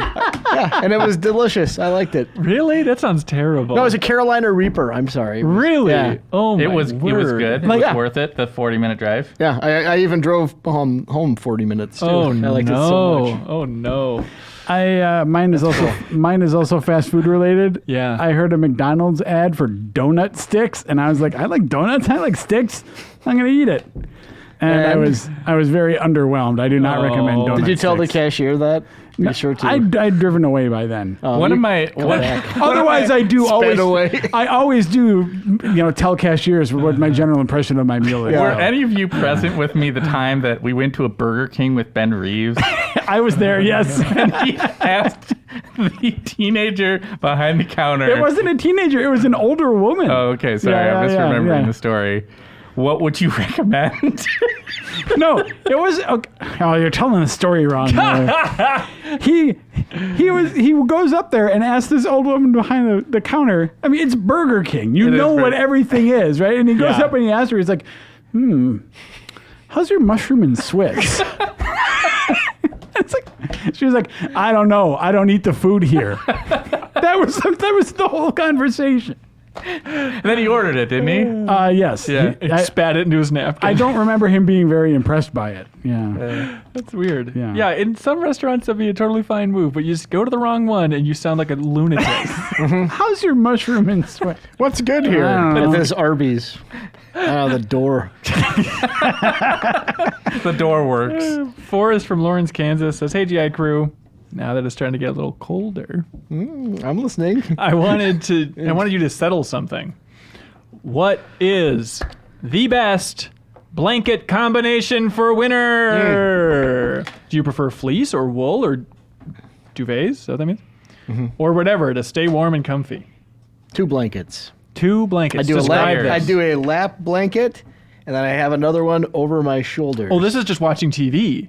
You know, And playing video games on my Yeah, TV. The get used to ultimate that. TV. you ever gotten one of those weighted blankets? Oh, that sounds great. Oh, those are nice. I normally just pay people to sit on me. Or you can pull a bookshelf down on top of yourself. Oh, that sounds good. That's better. It's cheaper too. It's much cheaper. It's a one-shot deal, though. It's an emergency blanket. Help! Here, just take this bookcase. I'm tucking myself in. What about sleeping? For sleeping? Yeah. Well, doesn't it depend on how warm you keep your house? You don't want to be too hot. No, but every house is freezing cold in winter, right? Well, where we live. Yeah. It's a little drafty. I like going one sheet, obviously, not a monster. It's a good place to start. Yeah, and then like a medium thick little. Like Like a down comforter. I'm not good with words. I don't know. It's a a dovet, as it said. yeah. I bury myself in a divot. We use words. And then on top of that, it's nice to have a good, heavy, thick comforter. Like you need that heavy blanket juice. Yeah, you I know? think we do a sheet, a down comforter, and then like a nice heavy quilt on top. Yeah, we. The royal we, I presume. I'm sorry, Mrs. Colombo. You're sleeping in a big bed with your wife. Very Look at this cool. fancy guy over here. La-di-da. that's a Simpsons thing, right? Yeah. No, I go home and sleep in a nice big bed with my wife. Yeah. No, because it's Milhouse's dad, where he's like, I bet you wish you had a race car bed. Yes, I'm gonna bed with my wife. This is the episode where they get divorced. He's trying to brag about his race car bed. Yeah, okay. I remember that. Anyways, Miller chooses tree bark, I think. Tree All bark is- natural. Well, He's and a I mummy like, case. I'm gonna have to Sleeps try. I'm gonna have to try Jeff Cork's bookcase. It's good. It's good. Hey, GI crew. Last week, someone brought up the question about good versus unbelievable boundaries in video games. I say there are no boundaries for games. Woo! Gamers. My favorite thing is in the PS2 game Splashdown, which was a jet ski racing game. If you stray too far from the course, a big monster tentacle comes out of the water, drags you under, and then just effing launches you back into the course. That's he cool. sent a video, and it was really cool. Thanks, Colin, for writing in. Also, Colby. I can imagine it now. It's very good.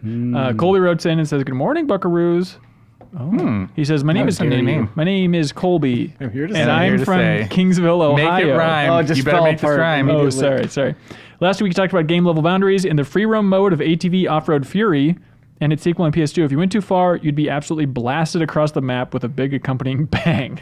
I like that. Just developers like, I don't know, just crank up all the physics to max here. That's important to me. Igor from Boston, Massachusetts writes in and says, "Hey, you, here's an activity." That's a good opening gambit.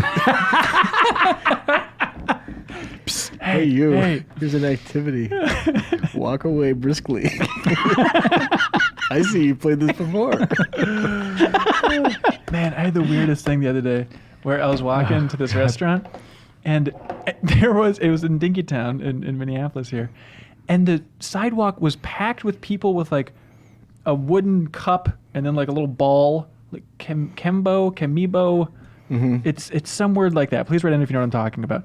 Literally probably 80 or so people on the sidewalk all doing this cup game thing. And I was trying to walk through and I was like, what's going on here? So I asked somebody randomly and they're like, oh. And he was trying to explain there was like a competition at this place. And then this other guy came up also with a dumb cup game. And he's like, hey, hate to interrupt, but we're all the same here. Are you new to Kamibo, whatever the hell this thing's called? And I was like, I'm not, I think I've probably done something like that. He's like, are you new to Kamibo? And I was like, I think I'm good. He's like, do you want to play? Are you new to Kamibo? He asked me like 4 times. Like, I'm good on this cup game. And then we went to a restaurant and just like looking out the window of the restaurant, it was just the streets were lined like zombies. Everybody the playing street with this team. thing. It was surreal. Yeah. And for people who don't live in this area, Yes. the way that you just blazed over the term Dinky Town as though everyone, like, oh yes, I understand. Oh yeah, good old Dinky Town. It It is a place where grown-ups live. And not some sort of Victorian clockwork city. Yeah. Yeah. It's great. Igor writes in. Wait, I thought we had an Igor. Yeah, this place is lousy with them. Yeah. What are you talking about already? Yeah. No, I was interrupted by my own God, story. we're still on that thing. yeah. That was a Okay. good one. Yeah. Igor. I won't get you yet, Joe Chuba. An interesting anecdote will hit you yet. Igor from Boston, Massachusetts. Oh, here we go. He says, here's an activity. Give the editors less than a minute to talk about the concept, graphics, sound, playability, entertainment, replay value, and final score for the following games. If you want to Good chime Lord. in, if you've played the game, you can do all that. Okay? All right. I will help time. Jump in, even at the same time if you want to. Can we make it really short? Yes. Okay, let's make it 20 seconds. Yeah. Okay, great. Minecraft, go. Build digital Legos. That's It's your fun. review? Yeah. Oh, it's fun. Concept. Graphics. Looks like Legos. Sound.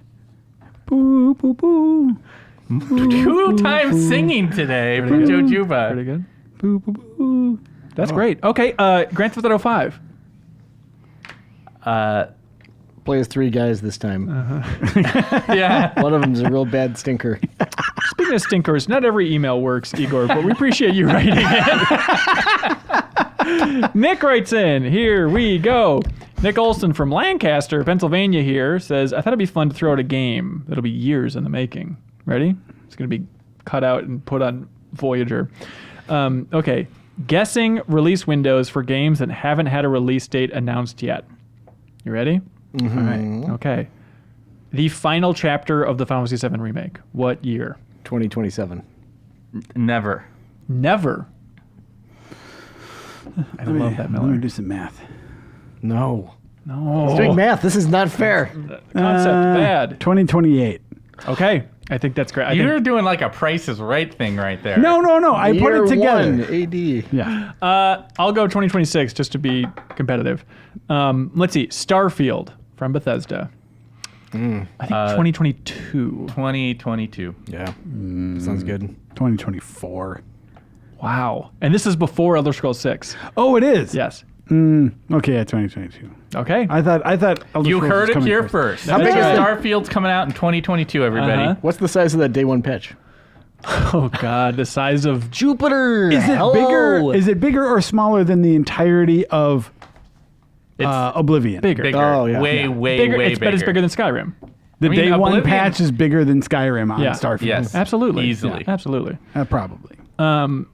Did you guys think it was funny or cool when Gearbox released day 19 patch for Borderlands 3? They think it called was that. cool? It was just like a little funny thing instead of day one patch. They just leapfrogged all that and just waited and then just named Like, did it. I like that marketing move? Is it fun? Was it did it tickle my funny bone? Yeah. Like so many things with me and Borderlands, Yeah. that humor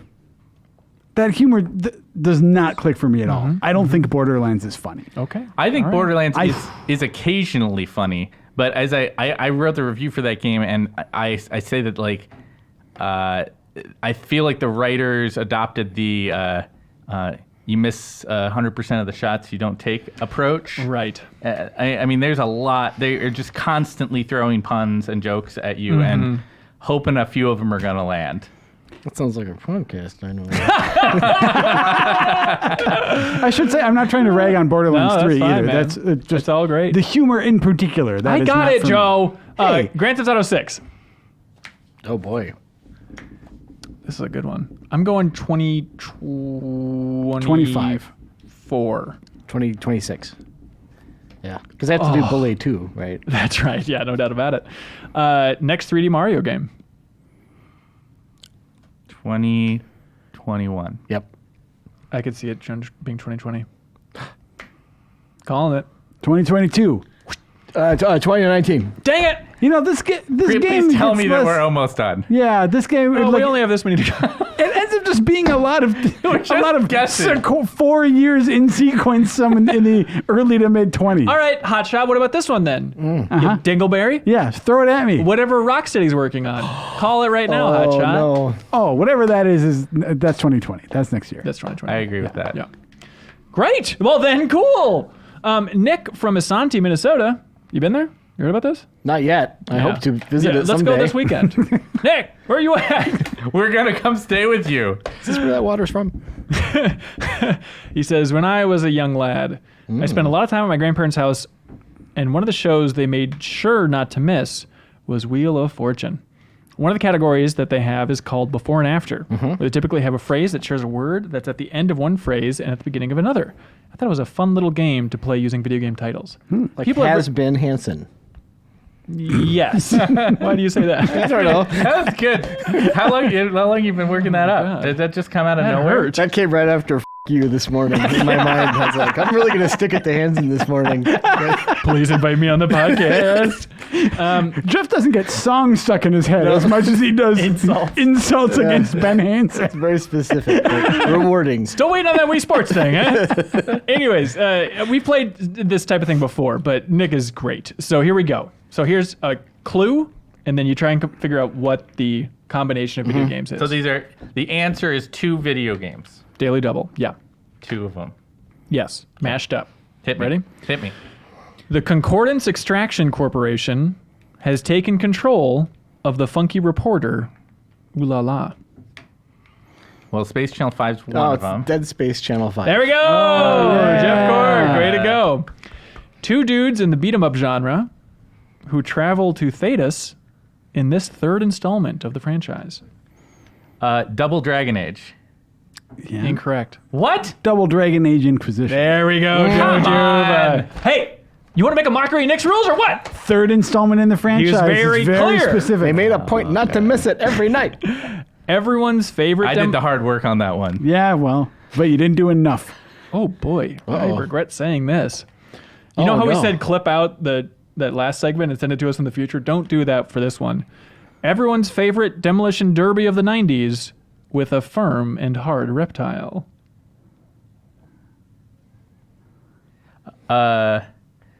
Metal Gear Solid 3 meets Twisted Metal, right? So Twisted Metal Gear Solid 3 Snake Eater.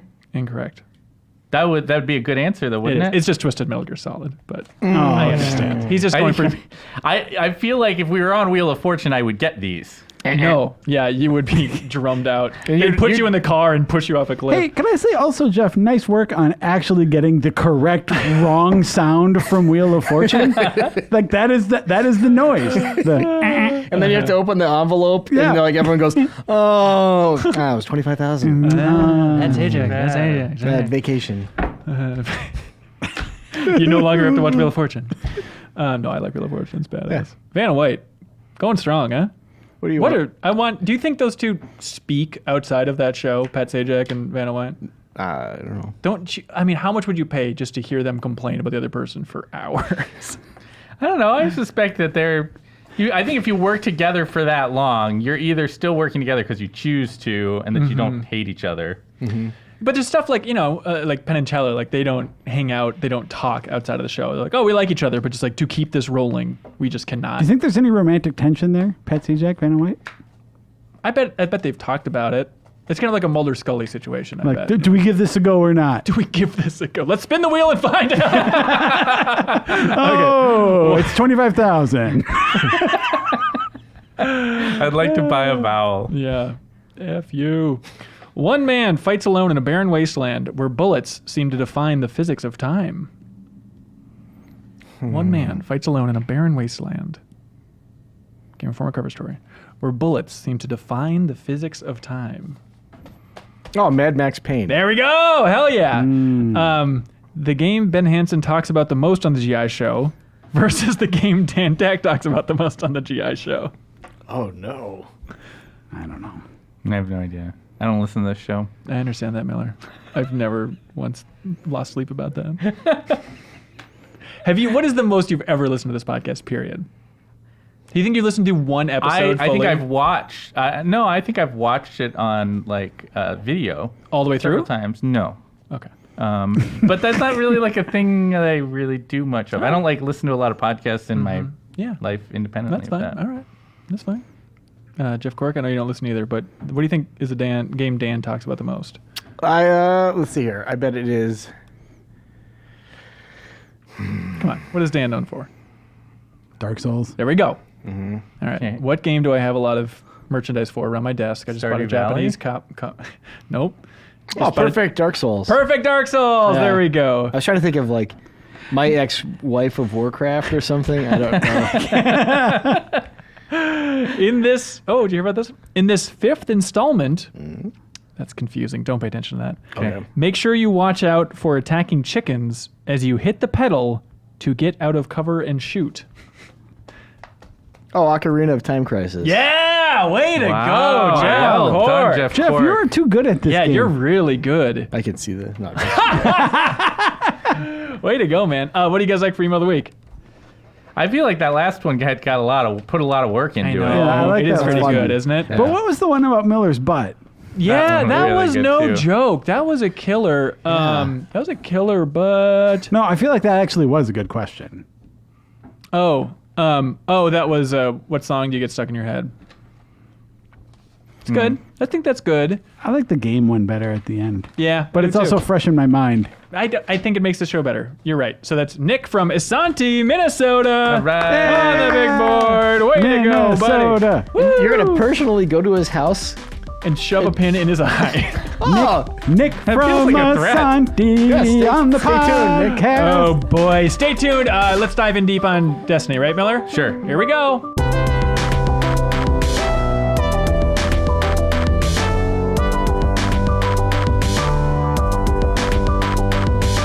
And welcome back to the Informer Show. We now have the Destiny panel assembled. We have our strike team. Here we go. Matt Miller's here. Hey. We have Dan Tack.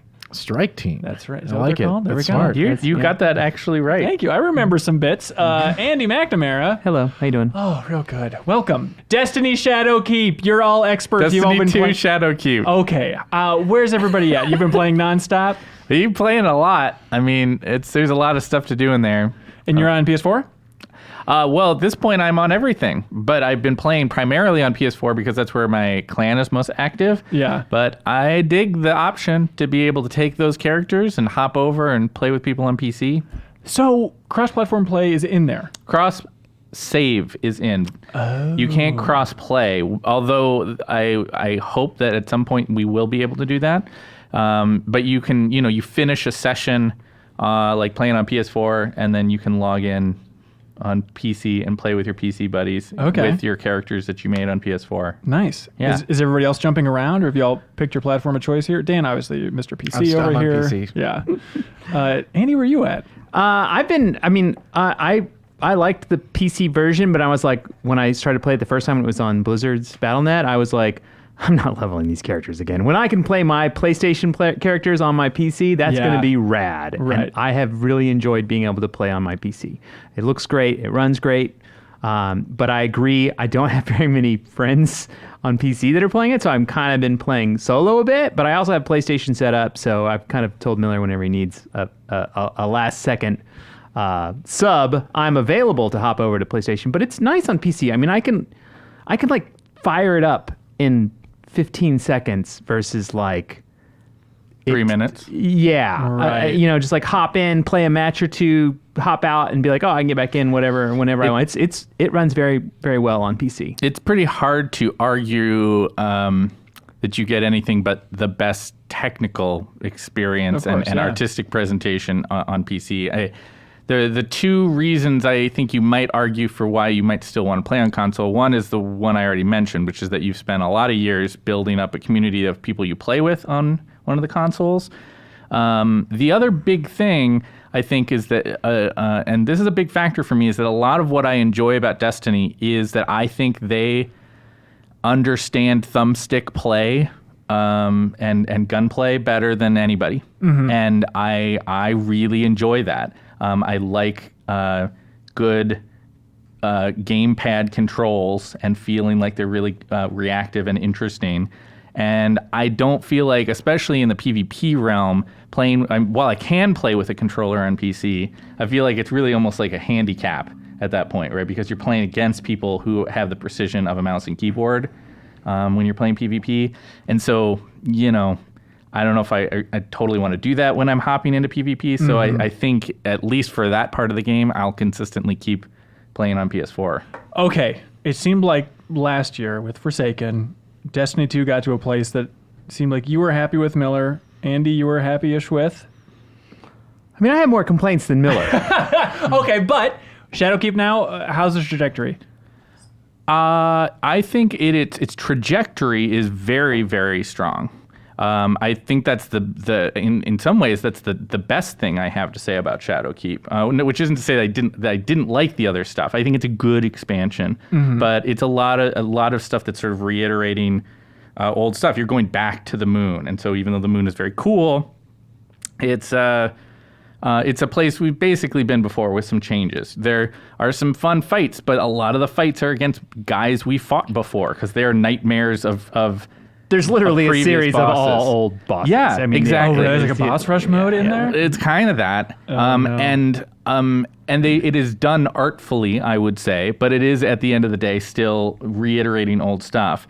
And then the narrative is largely a setup, in terms of like, let's put the pieces together for where the story's going to go in the next year, 2 years. Does it feel like the last expansion before Destiny 3 or just Destiny Flat or whatever they call this future thing? I think that there's some additional chess pieces that are going to be going out in the coming expansions, but suffice to say that it is, without spoiling too much, there is something of an anticlimax at the end here. And so you're sort of like, there's this big buildup, and then it doesn't go anywhere. I mean, right? Yeah, I think it's one of those things that's interesting, and I don't envy Miller in his review because I do think this particular one, because this is the one where it went free to play, and like having that option that it felt like to me, I mean, they kind of went through and said like, these systems are acceptable. These are the systems we're going to change to make it free to play, to kind of set it up for the future. And we're going to sell it as DLC, but it's kind of more like battle pass and like pushing towards a new future where they're trying to introduce content, I think, more consistently to keep you engaged longer as a free-to-play kind of model and like a free-to-play kind of engagement model. And so while it is attached to DLC, perhaps, I feel like there is a lot of things that are in this game to like set it up for where it's going, for what it wants to be. Right. And like they're going to unveil that, I think, not slowly. I don't know what pace. Gradually. Gradually over the next like 6 months, we'll kind of see how they've taken these new systems and this new ability or new way to play the game and change the way the game is going forward. I think or Luke Smith has talked about it some, like that they're trying to change the direction of the game overall, and this is like the first step of that. So if I'm jumping in and playing Destiny 2 free to play, can I play some things with my friends if they've bought all this stuff? I don't have the list with me, but yes, you do. Dan seems raring to go. Well, I have a unique experience because I brought a lot of people along for the first time. Yeah. And so yes, you can do, if they buy Shadowkeep, they can do pretty much every single thing with you. If right they now. bought Shadowkeep. Right. Yes. If they Just Shadowkeep. If they didn't buy Shadowkeep, what they call New Light, there's a bunch of the core activities that you can engage with and that you can play with your friends who, the paid players and the non-paid players can play together. But a lot of the new content, the new season stuff, isn't there yet. Okay. So you can play a lot of the old stuff just fine because they want to kind of ramp you into that and get you excited. They've put everybody on the same power threshold to start. Everybody starts at this is an arbitrary number for you if you're not currently playing, but everybody starts at 750 power, and so you don't have to feel like if you're hopping in now like, oh well, it's going to take forever to catch up. None of that. I mean, you're at the same level that everybody else is at as they start. Yeah. So I think that they've done a good job of getting everybody on that same page and offering what is really a pretty impressive free game setup for people. There's a lot of content there. But if you want to be engaging with your friends who are really hardcore and who are playing every day and who have the new Shadowkeep stuff, you're going to feel pretty quickly like you want to buy that thing. Right. And it's how much? 40? 30? 30, I think. 30. Well, Okay. because we're struggling because there's these different, like, well, do you get that with the full season pass? And that's a different price. But yeah, I think the actual Shadowkeep and this season of content is, I think, 30. Dan, are you having fun? I'm having a great time. Oh, good. But it's a very, like they've already mentioned, what I find is that this is a great staging ground. However, the content that is there did not resonate for me very much in terms of the story. Like the best quest in the new content is actually just like an optional side quest, in my opinion. Do you want To go get be more specific? to get without an spoiling exotic rocket launcher. There's a really cool quest that actually gives you lore instead of just being. I felt like a lot of the stuff in Shadowkeep, not even just the bosses, but even the missions were just rehashes of things that I had already done in Destiny 1 and Destiny 2. And I don't, I even missed Forsaken. So some of the stuff that I'm coming back and doing that I really like already existed. But I am having a really great time as an MMO. But some of the guys that I'm onboarding are just like, so now when you start the game, you do like the first Destiny mission, and then you are just put out with no supervision or guidance whatsoever into this world. And I'm bringing like hardcore MMO guys into this. And it's like, what the hell do I do? Like these are guys. It's too hardcore for them? Well, they have a communication problem. It's not too This hardcore. game has a communication It just problem. doesn't explain anything. Right. That is the game's biggest dilemma, I think, right now, is that there is a lot of content and there's a lot of terminology, there's a lot of currencies, and there's these different bounties, these missions you're going on very rapidly. Even if you're starting out for the first time, you suddenly have 25 different bounties you're chasing and 15 different quests, and there isn't in an effort to provide that sensation that like, hey, you can go anywhere, you can do anything, like this is your game, do what you want with it. That's an admirable goal, but there is some degree to which even seasoned players, I would suspect you would say your friends are very seasoned MMO players. They know what they're doing. Even those kind of players are going to feel like lost at sea a little bit. It's so weird with the free-to-play shift. Don't they want the best onboarding possible? I mean, yes. I mean, I think for one, I think they want people. They want the community to help each other, Yes. right? That is something that Bungie definitely believes in, and you can feel that some of their mistakes and their decisions are based on the like, hey, we want the community to solve this. We want them to ask people that they don't want to give you instructions, right? But it is like, especially for a game like, you know, when you talk about long-term MMOs, they've solved the problem of like too many currencies. And they've done like currencies like crushes before in this game to try to like get it down. But there are still a ton of currencies. Well, there's a bunch of new ones and now. a bunch of new ones and a bunch of like characters and places to go, and how you do things are all kind of like set up. So like a lot of those things are learned through time, but like when you don't know those things, you're like, what do you want me to do? Because the quests are they don't give a lot of information. And you get front loaded with like 40 quests. Your quest log actually fills up, and you have no idea which ones you should be doing, and which ones are for like ancient content, and which ones are new content. Some of them don't tell you what they're going to result in, right? And if you don't know that, then even figuring out what's going to be progress for you is a question, right? You could spend literally 15 hours on some project and then get to the end of it and it gets some drop that you don't care about. Yeah. I mean, there's literally you'll have a thing of 40 quests, and one of them in there is like the most important thing to move the story forward. And you have to guess or like, you know, go to Reddit kind of thing. Like that's how buried that kind of information can be. Yeah. I think I'm still confused. You say it's anticlimactic and confusing. What's good about it? What's great other than the art, the music, the standard Destiny stuff? I would argue that there's a lot of great stuff about it. I mean, we're focusing on this problem because it is a notable one. In what is otherwise a pretty, it's a good expansion. The moon is fun to explore. They bring back, I would argue their most fun character, Eris Morn, is this sort of like, I know you love Eris, gothic character who for me is sort of funny in her tragedy at times, right? Because it's so over the top and so melancholy. But she's well written here. Okay. And she's sort of the main guiding principle of a lot of the stuff on the moon. I think some of the things that they are moving towards with the living game quality is really cool. The idea that there's this like ongoing offensive against the vax that started this last week, and it is now advanced with Reset yesterday. There's like new things that are happening. This is something that they've always experimented with, and in the time since Forsaken launched during this past year, they've been good at it. Where they've consistently, week to week, month to month, there's been some new stuff. But I think they're really doubling down on it now. And if you look at the schedule, which is another important thing, is that they have a schedule that they're sticking to and that they update regularly. And even if you play right now in these first couple of weeks, you see it in evidence. You feel like your character is growing, and you feel like the world is changing as your character is growing alongside that world. And that's awesome. For sure. It makes you feel like you want to log in and be like, whoa, what's happening in this fiction, and in what new gameplay modes are there, all that stuff. Maybe it's just going on so many cover story trips for Destiny 1 stuff, but I feel like it's been 5 years of, I feel like it's really coming together. I feel like they're getting their content trickle rolling at a steady clip here. We're really feeling like this thing's living. Has it not just been that message and that vibe that, okay, I think we're starting to get rolling here? I think that they've always been moving in that direction.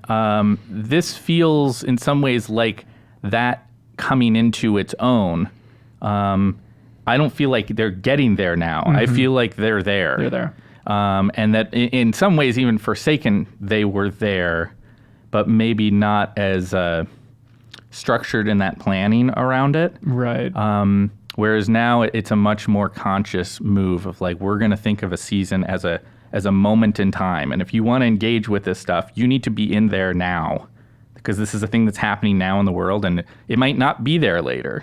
So, Dan, has Destiny just become your MMO of choice right now? Does it feel like it's filling that slot? You know, with these, like, we got everybody on board. We're all playing really hardcore right now. I some of the stuff that I like about it is just playing some of the stuff I missed in Forsaken. Like the Gambit mode is really fun for me. That's my game of choice right now. But we'll see where it goes. Like if they can fulfill that promise of what is essentially turning it into an MMO with consistent and constant content updates instead of just expansion, release instead of like a rolling thing. I think that'll work out really great for the game if they can meet those. Like, I just don't want people to, like, I don't know, my crew to burn out on it. Like, they're all going, like, some of them are even doing the 3-character methodology to get all the crazy loot. And they're going to get to the top and just like, well, we've just got that one raid to do this week, guys. But there is tons of content to do. I'll say that. Like, especially for a free player, like, an insane amount of stuff to do. Oh, an overwhelming amount of stuff to do. Like, it's just about finding what people want to do and getting them into those little circles and clusters. But yes, for the moment, I am enjoying it a lot. Yeah. How's the raid? Cool. I think it's their prettiest raid.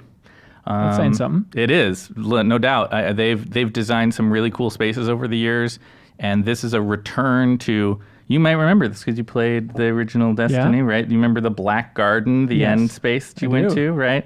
This is the kind of returning to the Black Garden. Oh, that's fun. And so the raid's called Garden of Salvation, and it's this cool aesthetic that's mixing the robotic, like the robot guys, the Vex, right? You've got that whole vibe. Sorry, I'm not trying to talk down to you here. I feel like a kindergartner, but I got it. The big robies? The big robot guys, you remember them? You've got that juxtaposed against this sort of natural, like, red flowers and vines kind of aesthetic that's really, really cool. And so you have these really expansive vistas that you're looking out on that are exciting. The encounter design is also very cool.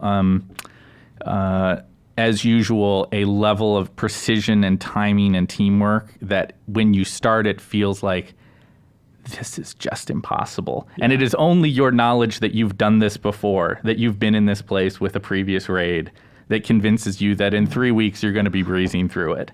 But right now you do it, and the first time you do an encounter, it's like, okay, that 5-minute encounter, when we finally did it right, took us 4 hours.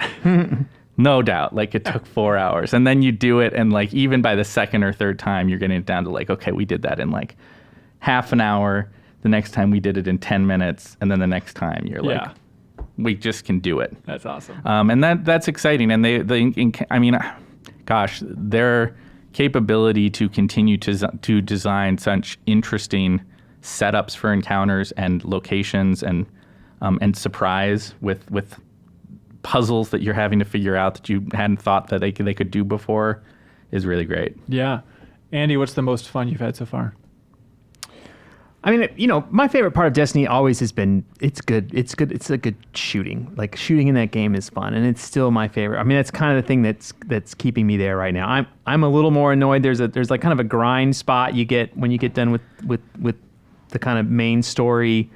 It's throttled by weekly content. It's like, I'm like, I got a power item. What does that mean? How many eye levels is that? I have no idea. I mean, like, it's just kind of just out there, and that part annoys me a little bit because I just would like a little more clear, like, hey, I'm gonna go do this. This is gonna get me somewhere. So right now I'm hanging through that annoying part because I'm having fun doing. I mean, I've always loved the Crucible. I'm a big fan of the PvP in this game, so I've been playing that.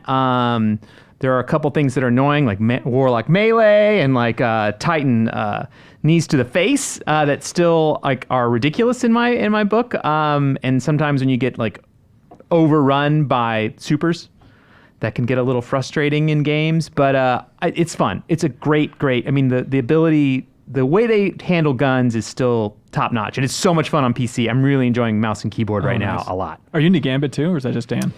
I like Gambit okay. Maybe I shouldn't be. Maybe he's playing it with friends and it makes a difference. Absolutely. I have been playing it. We play with friends. I have been grinding it solo and it's kind of miserable. Yeah. You get people that don't even understand how it works. Yes. Like, they can't even hurt the boss because they don't stand in the field on Gambit Prime. So like they're just like shooting it from across the stage. It's like they're hitting it for 3 and they're not understanding that something's wrong here. Yeah. Oh, God. So, but I mean, I'm having fun. And I love being back on the moon. Like I know it's like this is a repeat, but I was like, that's my fondest Destiny memory. It's already playing on nostalgia only 5 years later. Yeah. But like I had so much fun back in the day on the moon. I mean, you and I spent a lot of time farming helium. We did. And so like sounds like a blast. The good old days, they say. It's funny to think of that, but I really do have fond memories of sitting around with Andy and some of the other guys and just like well, we need helium. I guess we're going to go do that for a couple hours. Because back then, there was less farm. to do, and you had to to do more farming. Yeah. But, you got to know the space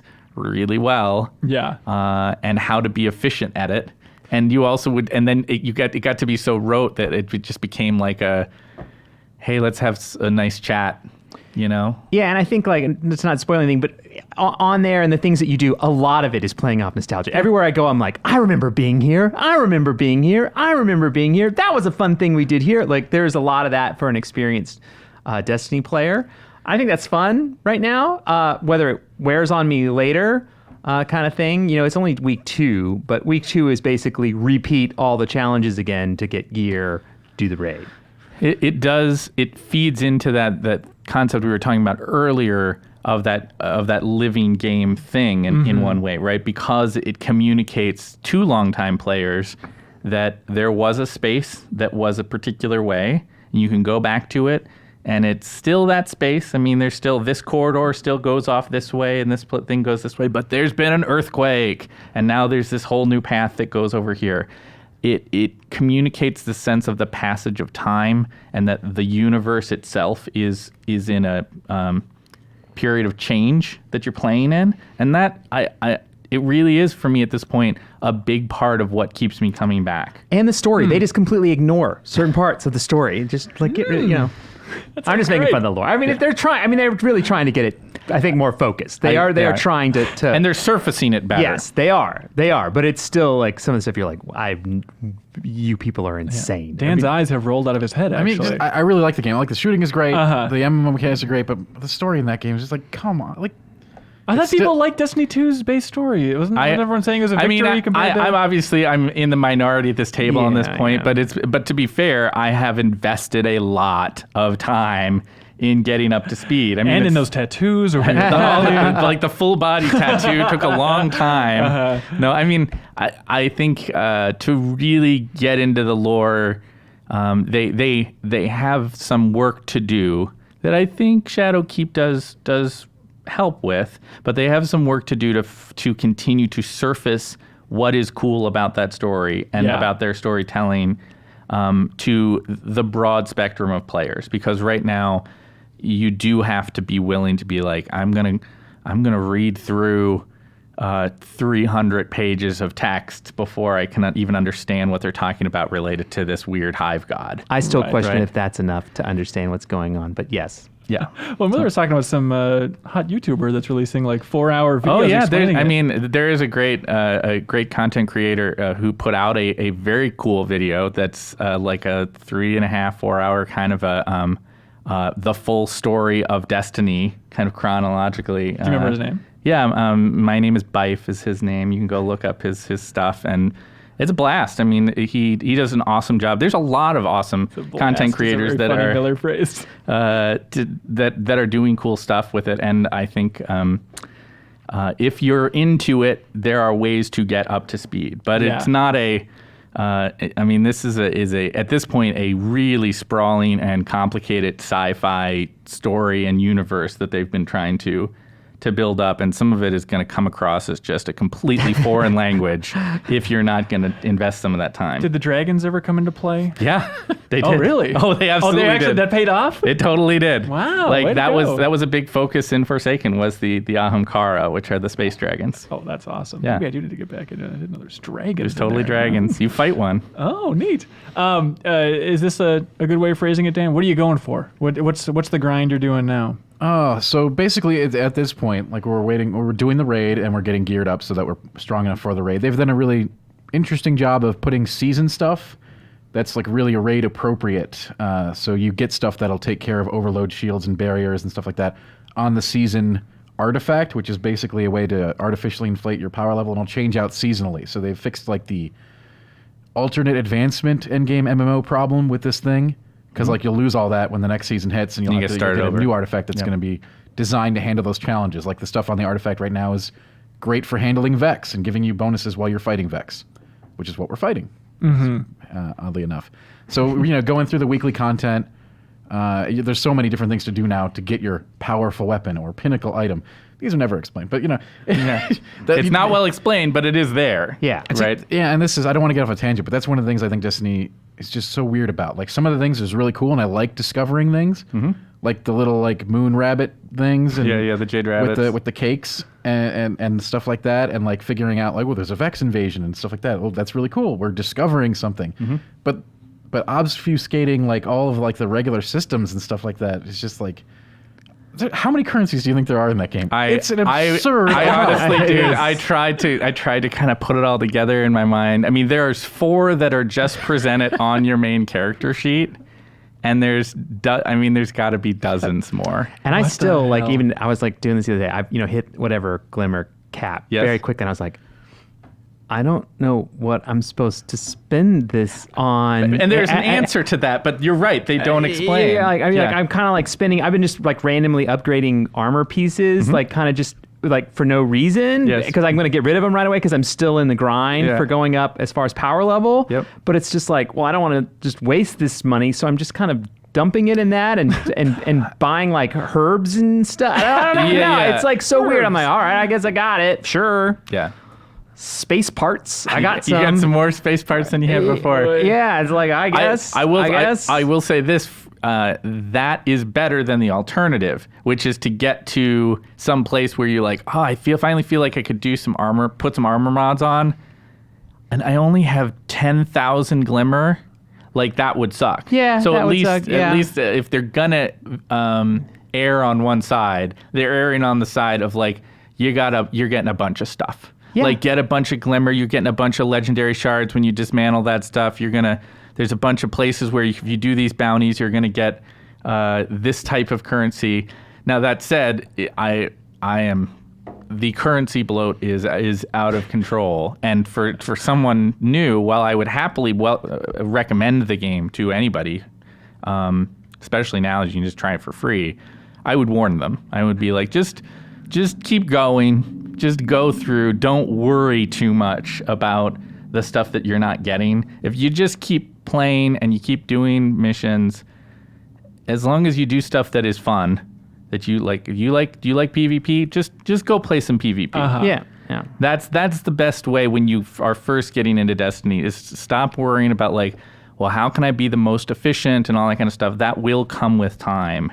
By the time you get to like the raid and stuff, that's when it's like you got to take it seriously. Your inventory will be full. You can actually fit like that happens pretty easily now. It's like, wait, I need to make space. I don't know which of these currencies to delete. Yeah, I've got to that point already. Anyway, but again, I didn't want to go off on like no, please. But yeah, what they were just talking about is also what we're doing right now is like getting the gear modded out because mods make a huge difference in your power capability, and you can get really crazy powerful by.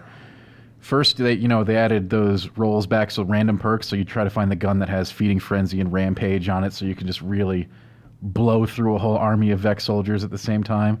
And that's cool. Like you're like, I want to get those random rolls and find out good legendaries. And then you have catalysts for your exotics, which weren't a thing I don't think back when I played. Yeah, I mean they're not new.